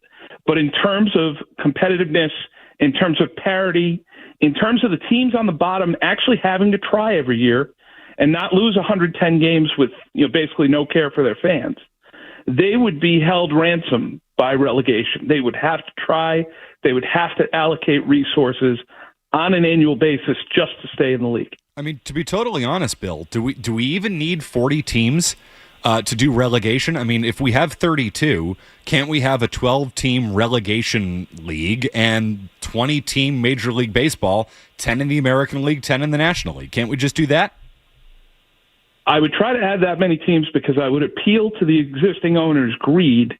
I would say that, you set a franchise fee of X to get into the league. You put all that in the pot, and you divide it among the existing 30. And so people like John Fisher and Stu Sternberg and Robert Nutting would jump at the chance to get 10 expansion fees divided by 30. They won't care if they get relegated. They'll look at all that money up front and say, I'll take the money and now I'll sell the team. Fine. It's a good point. Not to mention, too, if you do, I mean, you mentioned, watering down the product. Who cares if you're watering down MLB 2? You would have 20 teams in Major League Baseball 1, maybe find a way to get players out of contracts. You actually, as a result, are getting perhaps an even more competitive league with better players at MLB 1 because you have relegation. Maybe the Pittsburgh Pirates all of a sudden can't afford to pay Paul Skeens, and they send him to a market that deserves him. Honestly, Bill, when you think about it, I know the NBA has floated the idea of relegation because Adam Silver, you can just tell, is a huge European soccer guy. I mean, as am I. Doesn't baseball theoretically need relegation more than any other sport in America right now because of the sheer number of franchises who just don't give a damn? Among the traditional American sports, yes. I think it would be the best candidate for it because I think the season is so long, and basically from the start who will contend and who isn't really trying. You end up with fans buying season tickets, corporations buying these suites at parks, and you're basically watching the last 100 games with, no stakes. There's no outcome. You might watch a player or two.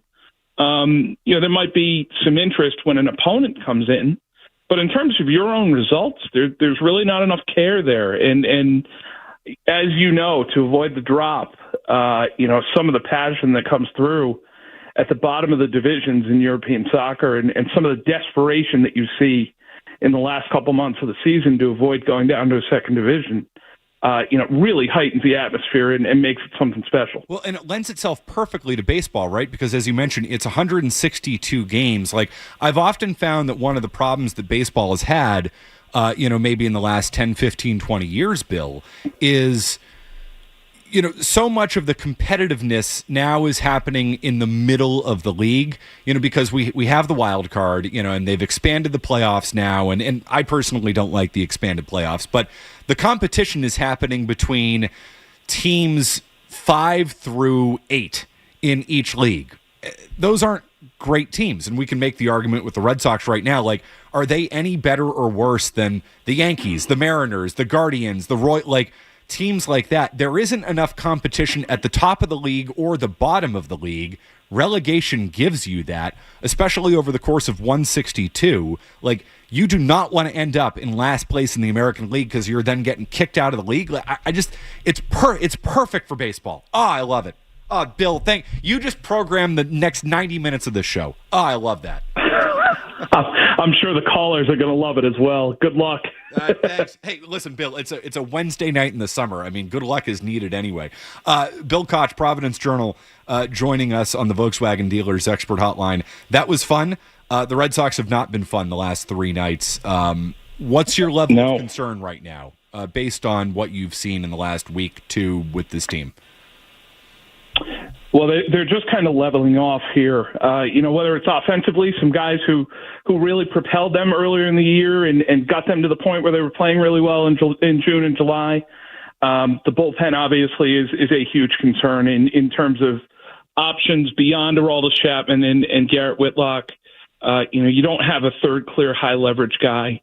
I don't think there's really many guys out there who you can trust at this point in a real tight pressure situation. So I think you're seeing some fraying around the edges a little bit here. You go into the weekend with your 4 best starters lined up. You have a day off, so you've been able to rest your staff and, maybe reset mentally. But, it really is crunch time now, and I think you're really going to get that sense, that feeling starting Thursday night in the Bronx. Is this the biggest series the Red Sox have played since 2021? It's been a little bit, hasn't it? Yeah. It feels that way. It feels like they are a sweep away, one direction or the other, from dictating the rest of this season. If somehow they manage to go in there and win 4 games against the Yankees, you're down to about 30 to go. You're feeling really good in terms of whether or not they'll qualify for October. Mm-hmm. If for some reason disaster strikes and they lose all 4, you're basically not going to catch New York. You'll be 4 back with 30 to go. And now you're dragged into this battle with the Royals and the Guardians and the Rangers. Now, I don't necessarily know if any of those 3 in the long term are good enough to pass Boston. I still think the Red Sox might have enough, but it would make it incredibly uncomfortable going into September. Yeah, isn't that kind of the story here? And honestly, that's how I feel about the Red Sox too, Bill. It has not been good in the last couple of weeks. These last 3 games in particular have been ugly. The way they lost the game on Sunday because of Campbell's crimes against baseball on Saturday.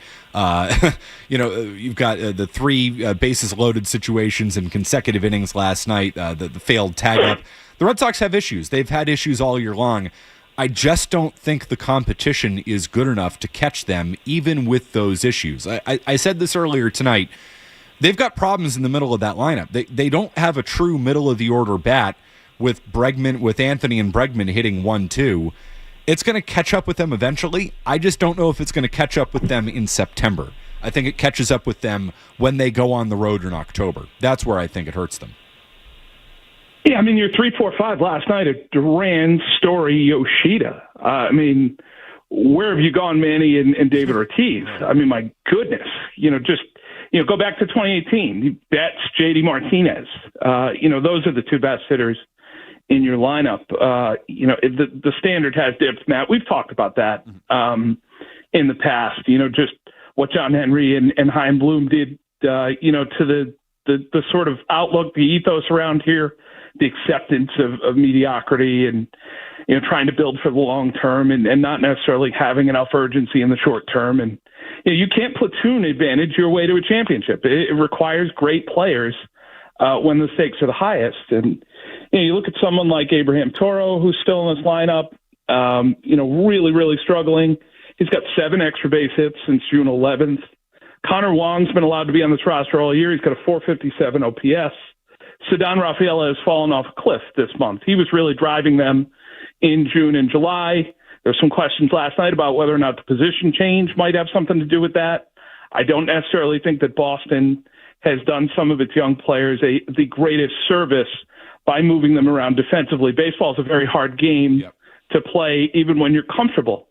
And so you look at guys like Campbell and Rafaela and Roman Anthony to a lesser extent, and you think, shouldn't we just put them in one place and allow them to flourish? So they've certainly got some questions here, and it's awful late in the season to have some questions that are so important. Marcelo Meyer had wrist surgery. They say successful. There was a picture posted of him recovering from the wrist surgery. What's your level of concern with Meyer's ability to stay healthy and his ceiling overall, Bill? He hasn't finished August any of the last 3 years. Yeah. So we're really, he's still a young guy. He could still put this in the rearview mirror at some point, but the fact is he's in his early 20s. He should be feeling good at this point, and can't get himself through a season, for whatever reason. And I just think that if you're the Red Sox, you certainly will have to manage him in a different way if you can, try to prevent this from happening in the future, because he can't get through August. You want him to play in September and October in the future. You think he's going to be a big part of this thing. The best ability is availability. As we know, it's a cliche. It's stuck around for a long time for a reason. So yes, I'd be concerned about him. I'd be concerned about Tristan Casas as well. He's another guy who hasn't made it through the last 2 years. And realistically in 23 was the only time that he showed something over a sustained period at the big league level. So if you're going to go into the off season and just pencil those two guys into your everyday lineup next year, you better have some contingency plans. You think Meyer, I don't want to call him trade bait because I don't think the Red Sox would trade him, Bill. Do you think they should be willing to trade him? Do you think they should actively look to make a move with Meyer because of the injury concerns? I think the difficulty you have now is that he might be a B piece in a trade. Yeah. 2 years ago, he was definitely an A piece in a trade. Just go back to this offseason. There were some reports out there that they floated Casas to the Mariners for Bryce Miller or Brian Wu, and they were turned down flat in a 1-for-1 swap. The Seattle Times' Ryan Divish reported that, excellent writer who covers the Mariners. And I think when you hear coming out of the trade deadline, with Bloom and with Breslow, that the Red Sox are difficult to deal with, that maybe they look at their prospects in a certain way that the rest of the league doesn't, I think that's a very good indication. It's a good example of how that could possibly happen. And so if they still view Meyer as the lead piece in a theoretical trade for Joe Ryan, the Twins would say, wait a minute. Yeah. Marcelo Meyer's not the A piece in this deal. He might be the B- piece in this deal. You're going to have to do a lot better. And if the Red Sox take a step back at that and say, well, that's ridiculous, we're not going to do it, then the market's not going to move for them. As it usually doesn't, right? I mean, let's be honest, Bill, and I think it's a great point. This is a team that struggles to get deals done, and that's why they didn't make something happen at the deadline. I mean, I certainly believe the reporting that they were in on Joe Ryan until the last minute, and I think it's one of those interesting things, and we're talking with Bill Koch from the Providence Journal. I don't know, if you've heard anything on this, have any feel about this, but we heard from the Red Sox side of things that they thought they were going to get a deal done. We heard from the Twins side of things that a deal was never even close. Can't both of those things be true if the Red Sox are, say, overvaluing the prospects they have and they think, if we include Tolley in this last minute, that's going to get it done? That's just my speculation on how it all went down. Do you have any speculation or sense as to how it all went down and how the Red Sox did not get anything done at the deadline? Well, I'd follow the reporting on that. I would look at who is saying what in the aftermath of that. It was Ken Rosenthal who reported that the Twins were underwhelmed by the offer from the Red Sox for Joe Ryan, the mythical discussions, that nothing was close. That's a national outlet. Ken Rosenthal is one of the national preeminent baseball writers out there. So the Twins, in a way, are sending a message to the entire league. They're laying the groundwork for the winter meetings by throwing something like that out there, because Joe Ryan's going to have 2 years left of control and will probably be on the block. And if you make the Twins the right offer, he'll probably get the player once you get into November, December. So I think the Twins were speaking to the whole league, and I think the Red Sox were going to their beat writers, the media who cover the team around here, my colleagues who do a terrific job, who are up there every day, and saying, hey, we made strong offers. We were willing to get uncomfortable. This guy was involved. This guy was involved. This guy was involved. Names that would excite Red Sox fans, they would look at and say, wow, we were really in. We were offering big prospects, guys who we really think a lot about. And maybe the rest of the league, or maybe the Twins specifically, don't see them the same way that you do, or that the fans around here do, or that the Red Sox front office does. A disconnect, as you said, a disconnect between the Red Sox and the rest of the league, and they're going to have to find a way to navigate that. Bill Koch, as always, great stuff from the Providence Journal. Check out his work there. Check him out on Twitter. Bill, as always, we appreciate your insight and your approach and just the discussion and your friendship, Bill. Always the best, and love having you on. Matt, anytime. Really appreciate it. Oh, always good to have you. That is Bill Koch, the great, dare I say, Bill Koch from the Providence Journal, joining us on the Volkswagen Dealers Expert Hotline. How'd you like that, Skaz? Mr. European Soccer back there? Relegation? If we're gonna go so far to eliminate the American League and National League, no, you take it one step further and you put relegation in Major League Baseball. I mean, I absolutely love it. The owners are just never gonna go for it. That's the problem. Right, but that's why I think Bill is smart in saying if you have 10 expansion teams, if you go crazy, they can't turn that type of money down. The only problem there, and look, I love the idea, I just worry about the product if you're adding 10 more teams, because there is some bad baseball out there right now. But if that bad baseball is an MLB 2, okay, maybe you could sell me. I don't know if I want to go 10. What if you do 4, 6? Can I find 4 cities worthy of baseball? You're gonna have to do like Oklahoma City, like you're getting in that territory. And Oklahoma City's a sneaky big market, but that's where you're headed. Montreal, Nashville, Charlotte. Baseball wants to go to Salt Lake City, Portland, Vancouver. Did I just do it? Matt McCarthy's done it again. 617-779-0985. I see you on the phone lines. We'll take care of you. Thoughts on Manfred's comments, thoughts on everything. It's Matt McCarthy in for Joe Murray. Essential Sports Hub headline presented by Celsius Energy Drinks. Red Sox off tonight, 1st to 4 in New York tomorrow. So scoreboard watching for the Sox.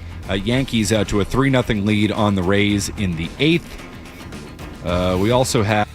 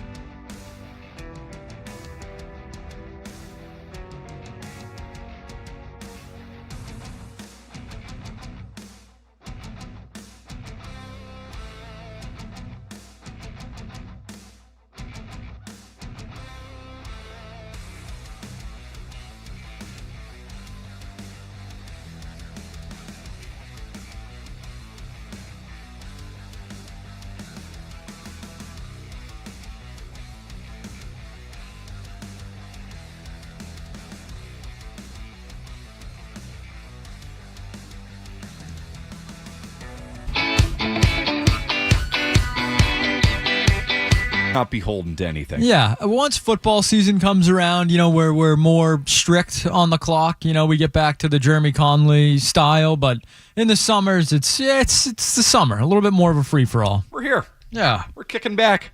Why not? You know what? I agree. Why not? Talk about anything you want. I'll take your crackpot ideas on anything. Major League Baseball realignment, relegation in any of the sport. I welcome all crackpot ideas. There is no such thing as a bad idea. Check that. You're going to call in with a bad idea. I'm then going to tell you it's a bad idea and make fun of you for it. So, a very welcome invitation to you at 617-779-0985. But it's all in good fun, right? If I can share my crackpot ideas, why can't you? How about Mike in Vermont? Hi, Mike. Hey, Matt, how are you? Thanks for taking the call. How you doing, Mike? Love Vermont. The best. Hey, so I'm just talking about, Rob Manfred, and you talked about the realignment and everything, but really he's been nothing but a disaster for the last 10 years. I mean, you start with changing the home run derby format, but I'm more of a traditionalist like you. I hated the designated hitter rule when they changed that. I hate the interleague scheduling rules that they've done. I feel like over the last 5 or 10 years or so, he's really tried to just basically sterilize the American League and the National League. And I think it's just now a new step for him to just get rid of the American League and the National League and just say, screw it, we'll have 30 teams or whatever it is, and we'll just all throw them in the same pile. Yeah, so Mike, I do think you're onto something. This has been a long-standing mission of his. It's a thing of his. I don't think he has any regard for the American League and the National League. Now, I liked pitchers hitting. I did. I'm a traditionalist in that sense. I can accept the fact that pitchers don't hit anymore because in the end, I don't think the majority of fans want that. I think the majority of fans want the big fat ass, the Kyle Schwarbers of the world who can go up there and hit bombs and do that thing. I miss the double switch.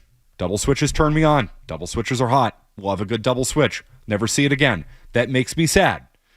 But changing the way the game is actually played on the field to make it more appealing to fans, I can get on board with. Like, I don't like the fact that the National League has a DH now, but I can defend it.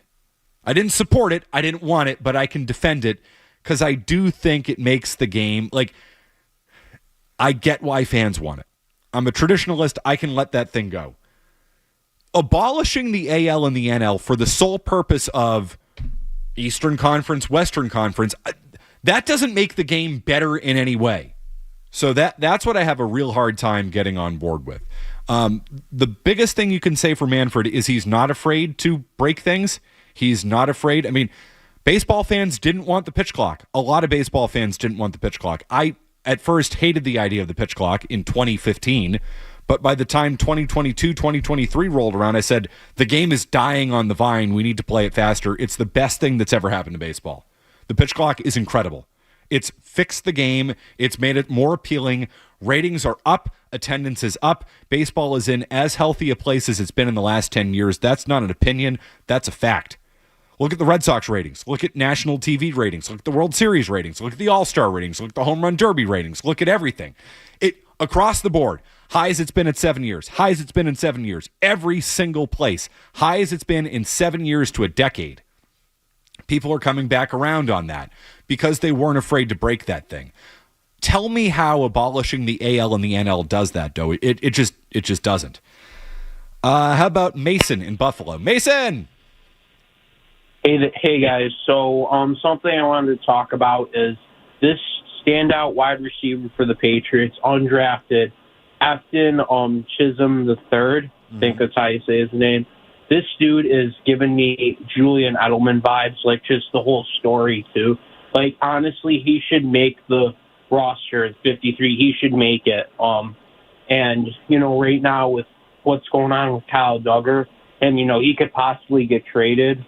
I've been hearing about that. He's a trade, maybe a cut candidate. I'd like him traded for that Trey Hendrickson.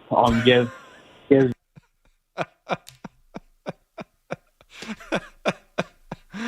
I should have cut him off after the Edelman stuff. That's on me. You know what, Skaz? I take responsibility for that.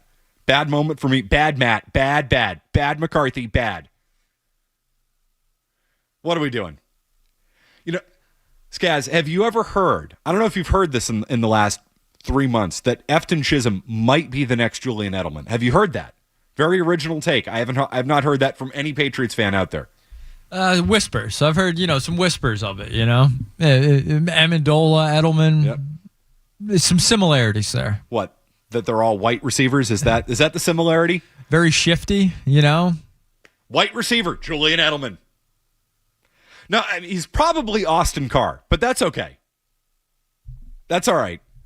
I like him too. He's made the team, but that does not make him Julian Edelman, you morons. Can you help yourselves with that? Hello? I mean, at least he's actually a wide receiver. Edelman wasn't even that when they drafted him. He's ahead of Edelman already, McCarthy. You're technically not wrong about that. Technically not wrong. But, we should call the Bengals to see if they'd trade us Hendrickson for Kyle Duggar. Seems fair. Totally fair. How about that? Glad we had that call. Thank you. DP in Virginia. DP, please. I see you want to talk about Micah Parsons and McLaurin. Please do not say we're going to trade Kyle Duggar for them. No. I was not going to say that. My thing is totally opposite of what you just brought up. My main thing is why Patriots media and analysts are so obsessed with these guys when they know genuinely we don't have a chance of getting either one of them. So I don't get why the obsession with these guys. It's a great question. I'll let you go on that. Unfortunately, we're up against it. But, you're looking at something you don't have. Micah Parsons isn't getting traded, all right? His contract situations happen all the time. Terry McLaurin would be a perfect fit here. I love Terry McLaurin. Why would Washington trade him? So I agree. We have talked too much about it. You are totally right about that, TP, which is why I choose not to. I'm doing God's work here, Skaz. I choose not to talk about it. I choose not to address it. You know why? It's not going to happen. Says the guy who spent 20 minutes talking about relegation in Major League Baseball. I only talk about things that are going to happen. I'm very consistent. Thank God you have me. Jason and Derry. Jason. Matt, how you doing? Can we have this deal yesterday with the not sending the guy with the last straw? This is like the Twilight Zone. So if that outfielder caught it on the warning track, they're not sending them yesterday? No, I'll be honest, Jason. I think they used that as an excuse to cover for the third base coach who screwed up. But I hear what you're saying on that. Oh, it's ridiculous. I'm in agreement. Screwed it up. Bad. Can't be doing that. You bunt the runner over for a reason. And Can't win with him. Cannot play with him. Cannot coach with him. Can't do it. That rant still doesn't get the respect that it deserves, Skaz. We did our top 5 sports rants. We did. That was real summer radio right there. I was going to say nobody. I mean, I've done a lot of summer radio. Nobody does summer radio like Joe Murray. I can only sit at the feet of the master on that one. You'll enjoy this. Someone, a listener, I think it was our buddy Topher who calls in pretty frequently, but he sent Joe. Apparently, there's a Boston radio edit or Reddit or something like that, where who knows what goes on Reddit. It is a scary place out there. But someone basically posted the headline. Does all Joe Murray do is talk about poop or something like that, or it was like Joe Murray's talking about poop again. And surprisingly, I didn't go too deep into it, but from what Joe and Topher said, the comments pretty positive. Fans like when Joe doesn't talk about sports, so that's what we do in the summer. They want the poop. Yeah, there's a lot of it to go around lately. There is. This is acknowledge your strengths and weaknesses. I'm not the guy you want talking about poop. I don't find it as amusing as other people. I find it amusing when Joe talks about it, but it's because Joe is so legitimately amused by it. He gets giddy. I can't possibly get myself in that space. So if you gave me a good poop topic, I might even pass on it. Like, I can't do it justice. I got to come in on the Joe show and do a poop topic. Can't do it. What are you painting for Picasso or something like that? Yeah. No. So you don't want to be the guy who replaces the guy and tries to do the same thing. It's not an area of strength. You know what I talk about? baseball and relegation. That's what you get on this show. You won't get the show tomorrow night because you get the Patriots in the preseason. But I have Skaz started to completely disregard the clock in a Joe Murray form. So that is my tip of my Expos cap tonight for Joe Murray. We'll continue. We need to muse. We must muse. It's a requirement. We will do that next. You're listening to Joe. You're listening to Joe Murray on 98.5. You're listening to Joe Murray on 98.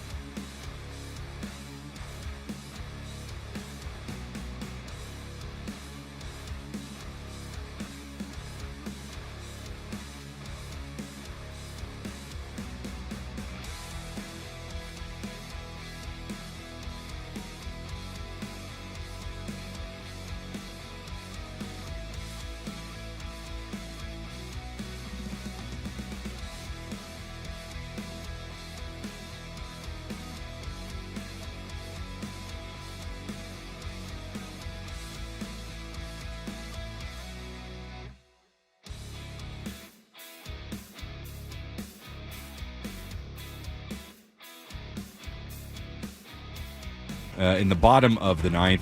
Texas and Kansas City now tied in the bottom of the 7th, 3-3. Sox did get help on the scoreboard earlier today. Guardians lost the Diamondbacks 3-2. Mariners smoked by the Phillies 11-2. Patriots and the Giants play their preseason finale tomorrow. Mike Reese says Javon Baker will travel, did travel with the team, was expected to travel with the team. Andrew Callahan at the Herald, meanwhile, reporting that Anthony Jennings and Kyle Duggar are available via trade. Headlines are brought to you by Valvoline Instant Oil Change. Enjoy quick and convenient vehicle maintenance this month. Visit NewEnglandOilChange.com for 15% off your drive-thru oil change at Valvoline Instant Oil Change, the official oil change of busy people. I'm Matt McCarthy. I'm Boston's Home for Sports, 98.5 The Sports Hub. Your next update in 30 minutes. Listen to it, laugh at it, get mad at it, agree with it, argue about it. It is Boston Sports. Boston Sports. And it is all we do. 98.5 The Sports Hub.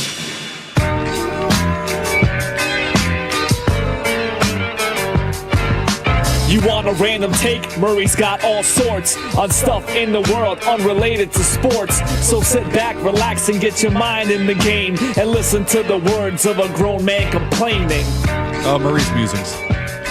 You know, in the spirit of the musing, I just asked Gaz, I said, how did I get on this topic earlier tonight before the show in the first place? And neither of us could remember. But we eventually stumbled upon it. Yesterday was the 5-year anniversary of the Nick Castellanos deep drive to left, and that'll make it a 4-run ball game. Tom Brenneman's anti-gay slur and subsequent apology that has really gone down in infamy. Where does that rank among most famous, sports apologies? Let's just keep it to sports. I don't need to bring politics into this and apologizing for cheating on your wife. There have been plenty of those. That's for a different show. Call Jim and Marjorie or Howie with your topics for that. Sports apologies, though. Tom Brenneman. Is it the greatest sports apology of all time? It depends on your definition of greatest, but it's certainly up there. It's one of the iconic? more memorable for sure. Yes, definitely memorable.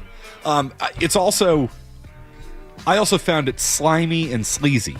He basically starts appealing to his bosses. It's not a great scene. He said that thing with disdain, too. Real disdain. The thing that went out over the air. Yeah, not what you're looking for. We were saying Tom Brenneman. Yeah, he's back, by the way. He's calling college football games on the CW. Which at that point, you might as well just retire. You're literally the number two baseball and football guy for the NFL on Fox for years. Now you're calling college football games on the CW, man, step away at that point. But Tom Brenneman, not T-O-M Brenneman, T-H-O-M, which is just a really douchey way to spell Tom in the first place. Yes, I get it. It's short for Thomas. T-O-M, bud. T-O-M, that's fine. T-H-O-M, out on that. Strong out on that. Thom Brenneman. Which got us onto something. Bad ways to spell names. Now, guys, I do want to be careful. I did, at one point, question why anybody would name their child Rufus. Did get a call from a man in Bourne who was very upset because he named his son Rufus. I thought I was in the clear on that one. That's on him. Said he loved the name. Rufus. Great dog name. I don't think I've ever met a Rufus before. Tremendous dog name. One of the better ones. Definitely more dog than person, I would say. Awesome dog name. No, not offending any Rufuses out there. Just simply stating. I don't think there are many Rufuses out there, which is that song, Pina Colada, written by some dude named Rufus, I think. That's how he got on it. I said, Rufus. It's got to be a British guy, old British guy, because who in this day and age would name their kid Rufus? Turns out there was a gentleman in Bourne who had named his son Rufus. So I do apologize for that. But spelling your name weird, we got to have an intervention. So Tom, T-O-H-M, dude, come on. Now, I don't know if that's a nickname because it's short for Thomas. That's your choice. It's not like, man, my parents named me this. What do you want me to do about it? Just go T-O-M. That's fine. Not T-H-O-M. Don't be that guy. Jeff with a G. Out. Can we just call it what it is? That's a weird name to spell Jeff. Weird way. Geoff? We in or out on Jeff with a G? I know a Jeff with a G. Good guy, but yeah, odd spelling. Not saying he's not a good guy. Good guy, local guy. It's not his fault. Not his fault. Maybe that's why he's such a good guy. Tough spelling. You think about it, like some people who face adversity in their life, like having their name Jeff spelled with a G, that's adversity right there. It's tough to argue. It either turns you, that's either your villain origin story or why you persevere and become a good person. Good guy, Jeff with a G. I did see on the news that there's a guy, Matt Shearer, who does great stuff for WBZ News Radio. There's a guy named Jeff Epstein running for mayor of Framingham. Tough, to say the least. Jeff with a G situation, though. Which in that situation, if your last name is Epstein, I'm going to give you a pass on that. If your last name is Epstein, if you're Jeff Epstein and it's Geoff, good to go. I remember that's a get out of jail free card. I believe ESPN, they might have done an E60 or one of those 30-minute reports they did on the play-by-play guy for the Baltimore Ravens was Jerry Sandusky, but Jerry with a G. Yes, exactly same situation. Jerry with a G? Kind of out on that. Yeah. No thanks. Jerry with a J? That's you know what? That's a J. It's a J name. J's and G's. There needs to be a separation between church and state on J's and G's. Got to figure that one out. Jerry with the J in. Jerry with the G. Kind of out. Kind of out on that. Let's get to the next one. I think the greatest offender in the misspelling of names or the weird spelling of names, just because there are so many ways you can go with this, that it's too much. Caitlin. Caitlin. Caitlyn. Kateelin. Kateelyn. Cateelyn. Too many. We got a problem. What's the deal with that?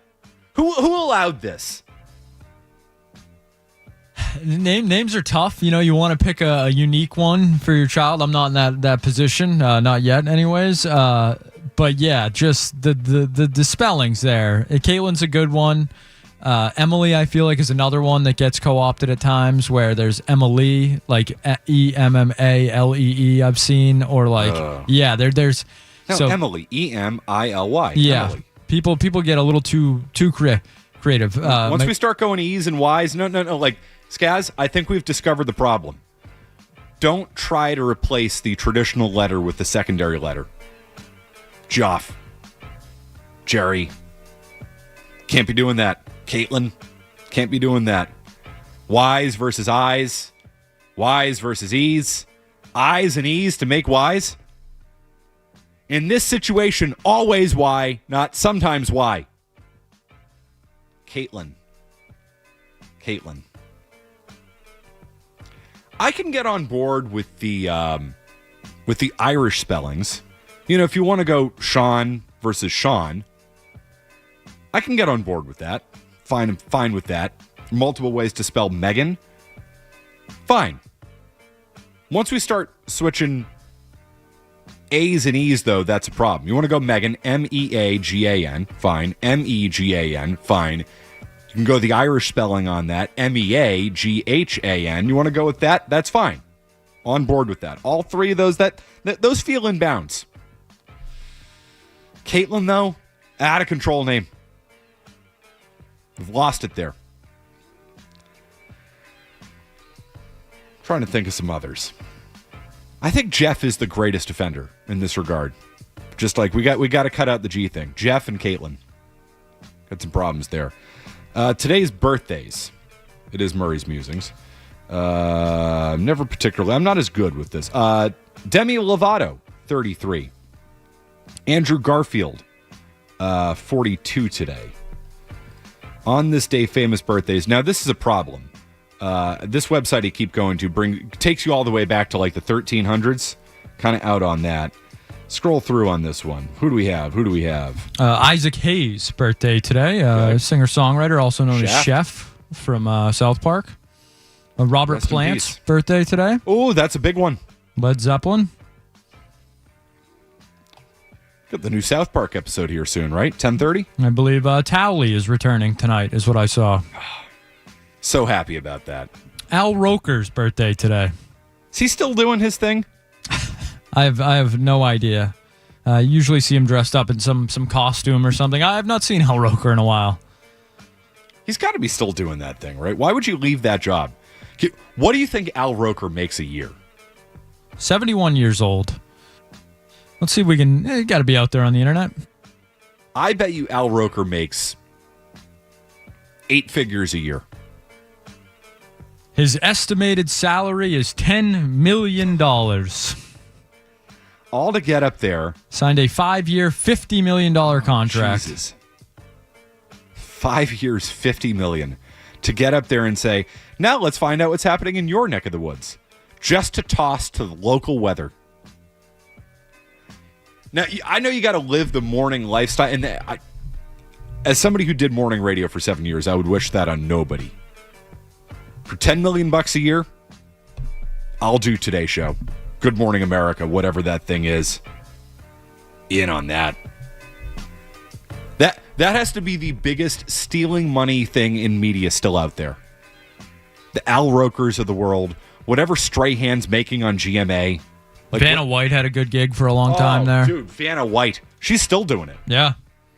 Game show host? That's holdover, man. That's holdover money.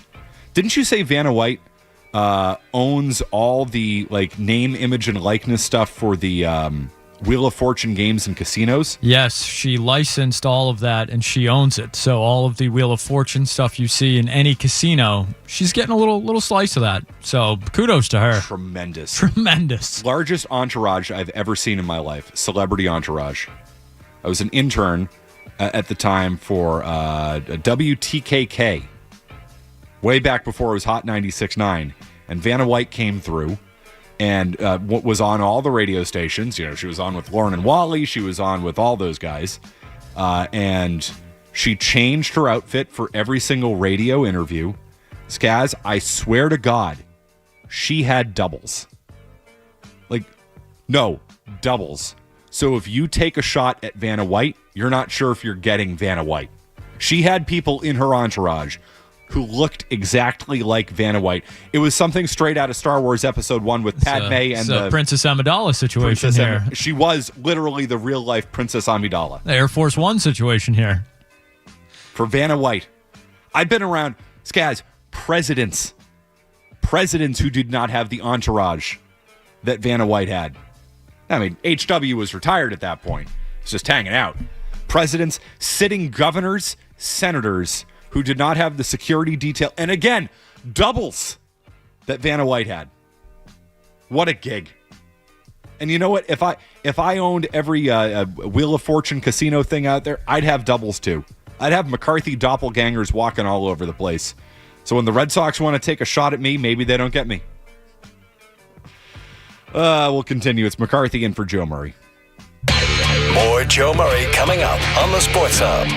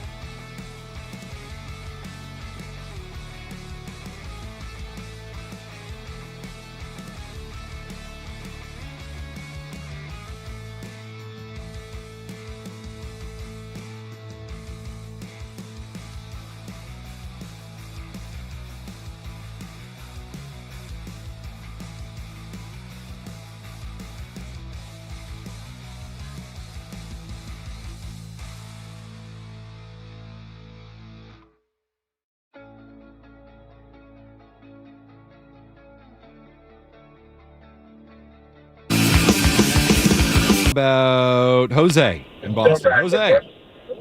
Hey, what's up? How you doing? Good. How are you? I'm great. How you doing? Good? Everything fine? Dandy? All those things? What was that? Can you repeat that? I could barely hear you. I said, is everything fine and dandy? All of those things? Everything's so fine and dandy. Thank you for asking. How about you? Fantastic, man. What do you got? Well, I came on earlier and I was saying golf is definitely top 2 sport right now behind football. Top 2 in your favorite, in popularity, and in what? And everything, in all aspects. Okay. Why is that? I think popularity, I think it's popular with the younger guys. Mm-hmm. It's definitely popular with the older guys. The longevity of the sport, how long you can play it. I feel like everybody's getting on it now in this day and age. It's so easy to just pick it up and just play with some buddies. I love golf. Golf's great. I don't know if it's the second most popular sport in the country, but I love it. So it's not more popular than probably basketball at this point, right, Jose? What was that? I said it's probably not more popular than basketball, right? I mean, let's see. Let's think about it for a second. With the younger crowd, I think a lot more younger guys are picking up the clubs than the basketballs. Okay. Thank you, Jose.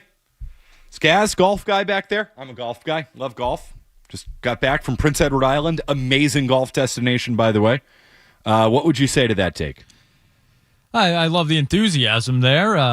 Anytime golf is brought up, I'm a fan. But no, I can't co-sign that it's the second biggest sport in the United States. If you want to say that, old people can play it, that you're going to play golf longer than you're going to play pickup basketball or baseball, I don't think anyone's arguing that point, but golf is also, it's not the easiest entry-level sport either. Golf is not a cheap sport, especially nowadays. It is becoming increasingly expensive. Courses that I was paying $40 to $50 for 5 years ago, maybe less, are now $80 to $100 for a round. So, no, I would not agree with that. Golf is an expensive sport that caters to the elite, I would say. It is an awesome sport. It is a lifelong sport. I have, it also has it has a barrier in general. It is such a hard freaking sport. And I love it. It's great. I backed away from it a little bit. I'm never going to get good. I've determined I'm never going to get good. I hit my wall 3 years ago. 2022, the season 2022 was my best. I thought everything was heading up. It does not matter what I do. It's never getting any better. And at this point, I'm done trying. I like going out. I like playing about once every 3 weeks. But I'm done, Skaz. I'm done having that stupid sport make me angry and frustrated. It's good for my mental health when I don't play, which means I go out and I thoroughly enjoy myself because my expectations are where they belong. My expectations are not, I'm getting better at this sport, and why are you now not getting better at this sport? And I fought that for about 2 seasons. I hit my wall, and that's it. And it's never, ever going to get any better. And I've accepted it. I took my clubs. I had a delightful time in PEI. I played like absolute garbage, and that's okay, because it was a nice walk along the ocean in a beautiful place. And I played fast. I hit the ball. If I lost the ball, I dropped a new one. If I hit the ball, it was good. If I didn't hit the ball, it wasn't too bad, and I had a great time nonetheless. It is a great sport that I hate so much, so much. There was golf news today. So the PGA Tour, now under new leadership, John Henry, a part of that, has a future competition committee. It is a 15-person committee headed by one, Tiger Woods. And basically their job is to, Skaz, as I read this article, kind of look at the sport, see what they can do, find ways to modernize things. You know, it's a little similar to what baseball did a few years ago when, they had a committee led by, the commissioner and the owners with Theo Epstein on it. It was a committee that was going to look at rule changes for the game. Golf has something similar going on right now. Tiger Woods is running it. John Henry's on the board. Theo Epstein is on this committee. Skaz, as a golf fan, how do you feel about Theo Epstein now all of a sudden being involved in the future of golf? I'm in on Theo being involved in just about anything. I think what Theo does is, he's good. He's got a good mind for not only just business and sports, but making it, the fans as well. He has a good idea of, what people that are interested in that sport actually care about, as opposed to just the dollars and cents of it. But the real kind of story here, if you get in the weeds, is this guy, Brian Rolap. He is the new CEO of the PGA Tour. He's kind of going to be the guy that takes over for Jay Monahan. They're right now, I believe they're working hand in hand. I say that in quotes, but Brian Rolap. That's like Bill Chisholm working hand in hand with Wick Grossbeck. Yeah, exactly. But this Brian Rolap guy, so basically he came from the NFL. He was appointed the NFL. Let's see here. I want to get his title right. He was the executive vice president of NFL media and the CEO and president of the NFL Network. He started at the NFL Network in 2007, or I'm sorry, in 2005.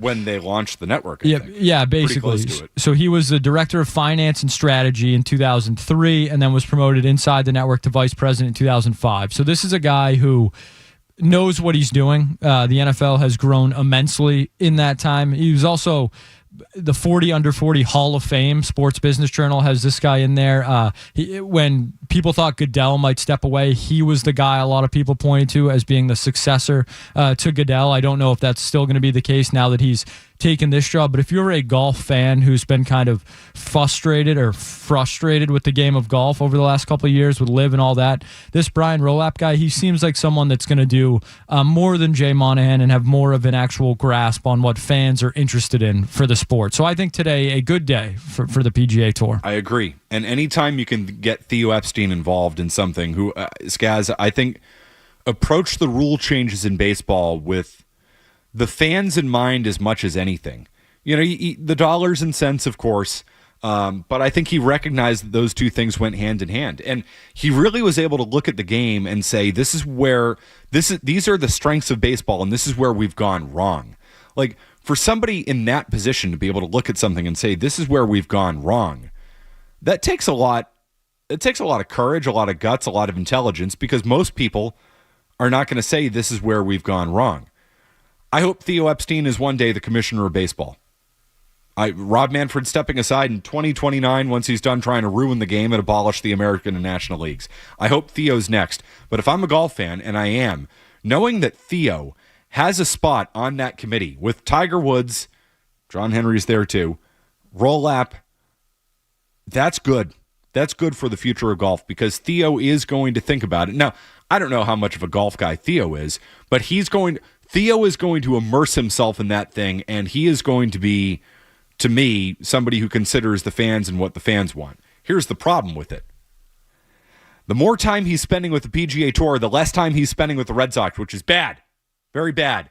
People are wondering, Theo is really involved in the Garrett Crochet trade. Where was he on deadline day?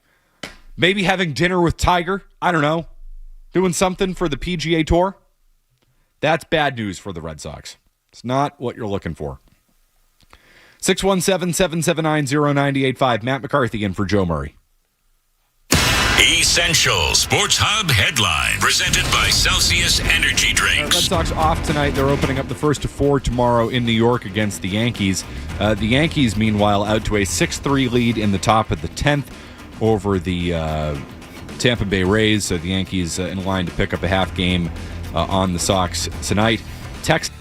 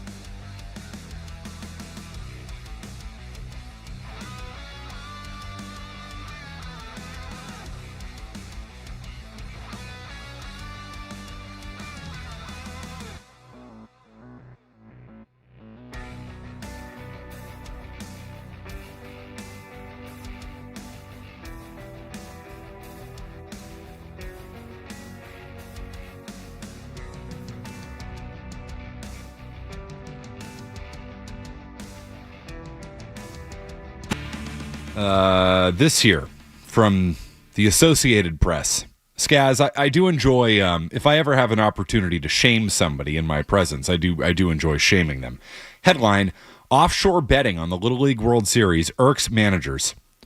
This week, as usual, sports bettors can get action on MLB games from U.S.-based gambling sites. Meanwhile, at least a couple of offshore bookmakers are offering odds on games at the Little League Baseball World Series. Team managers and Little League itself are not pleased. I'm not a fan, said South Carolina's manager Dave Bogan, noting he visits Las Vegas twice a year. It's just not appropriate. It feels dirty, quite honestly. In news conferences throughout the tournament, U.S. team managers have voiced their displeasure with gambling on their games. Players at the tournament top out at 12 years old. Little League International also released a statement last week denouncing sports betting on youth competition. Quote, Little League is a trusted place where children are learning the fundamentals of the game and all of the important life lessons that come with having fun, celebrating teamwork, and playing with integrity. No one should be exploiting the success and the failures of children playing the game they love for their own personal gain. End quote. James Scaramazino, don't you feel bad? Don't you feel shame in betting on the Little League World Series? Now, I don't know if you've done this year, but I do believe there has been some instances in the past where you've had some action on the Little League World Series. Yes, it's true. It's been a while. It's been years, plural there.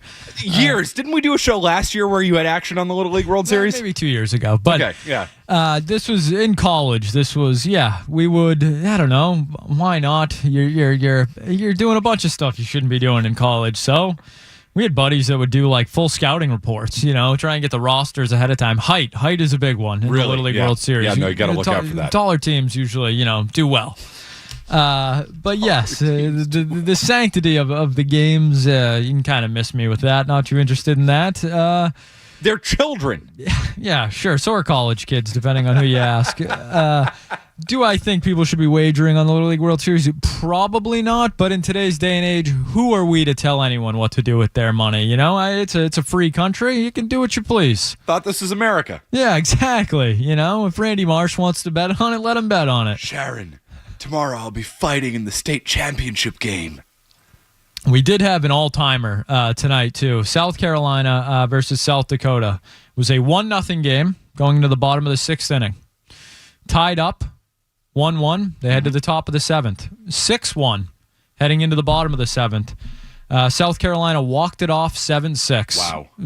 I did see the end of it. I didn't know the context of it. An all-timer, a classic. I had no money wagered on that game. I still enjoyed it just the same. You know what? There is something. I don't know what it is.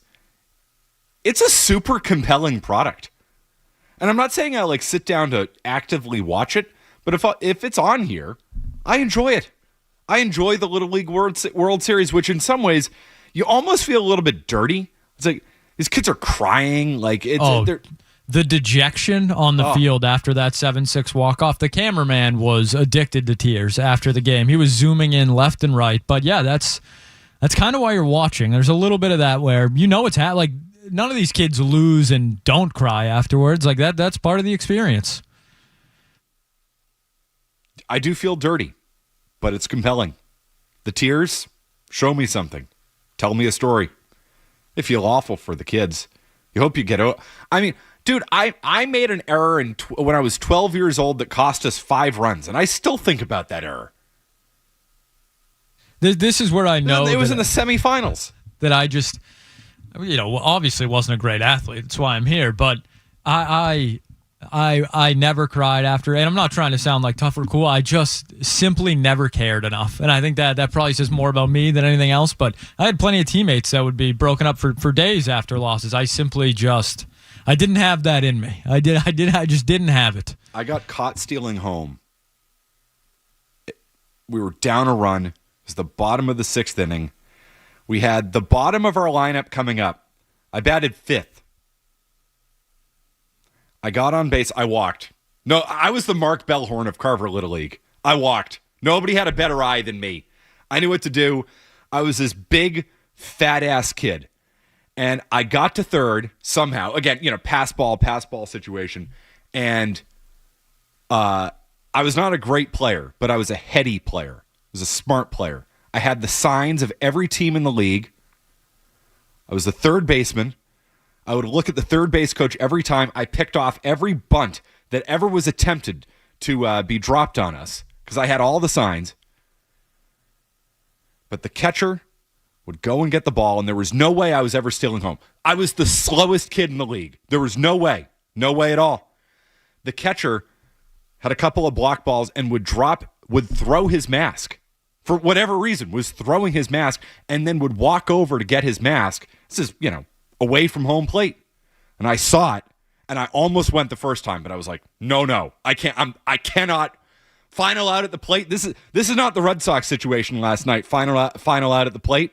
They can make the final out at the plate. I can't make the final out at the plate. I also know where we are in the batting order. We're like 8th in the batting order. So is the kid at the plate going to get a hit? Probably not. I'm smart enough.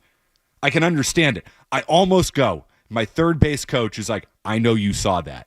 And he was like, he gets in my ear. He's like, next time. And he gives me the nod.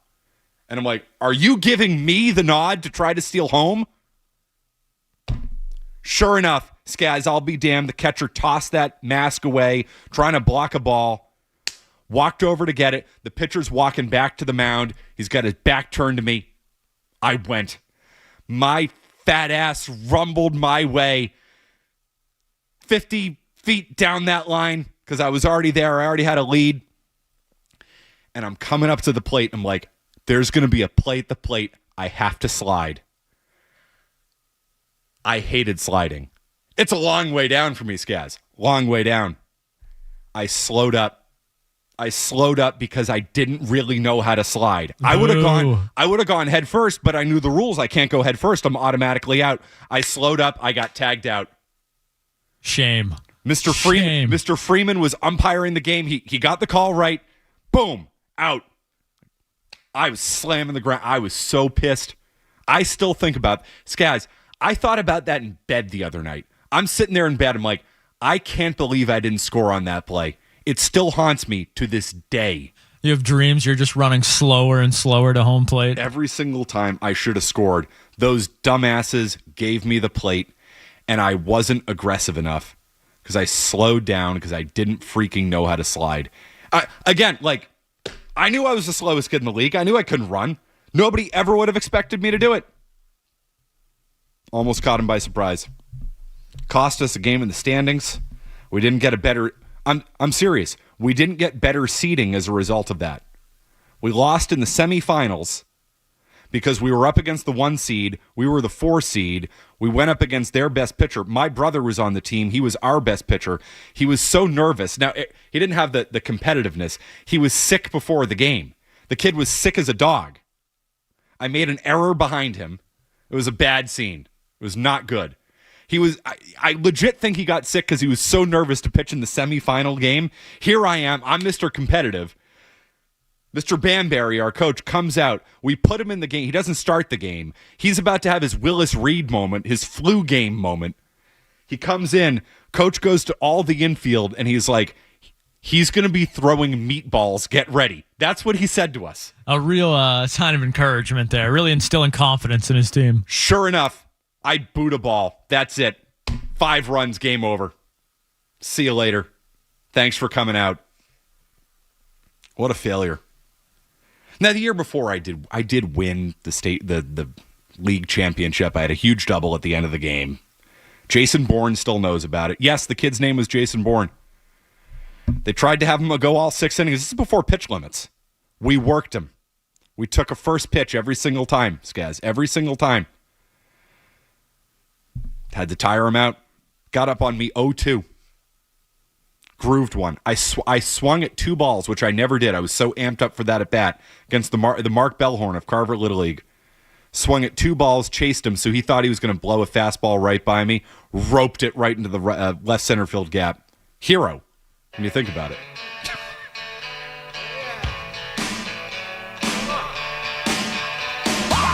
Someday when we win the Marconi and I go back and I have my day with the Marconi, do the parade through the streets of Carver, and people will be like, there goes the kid who had the hit off Jason Bourne in the 11-year-old Carver Little League Championship that year. They're still talking about it to this day. We continue. It's McCarthy in for Joe Murray. You're listening to Joe Murray on 98.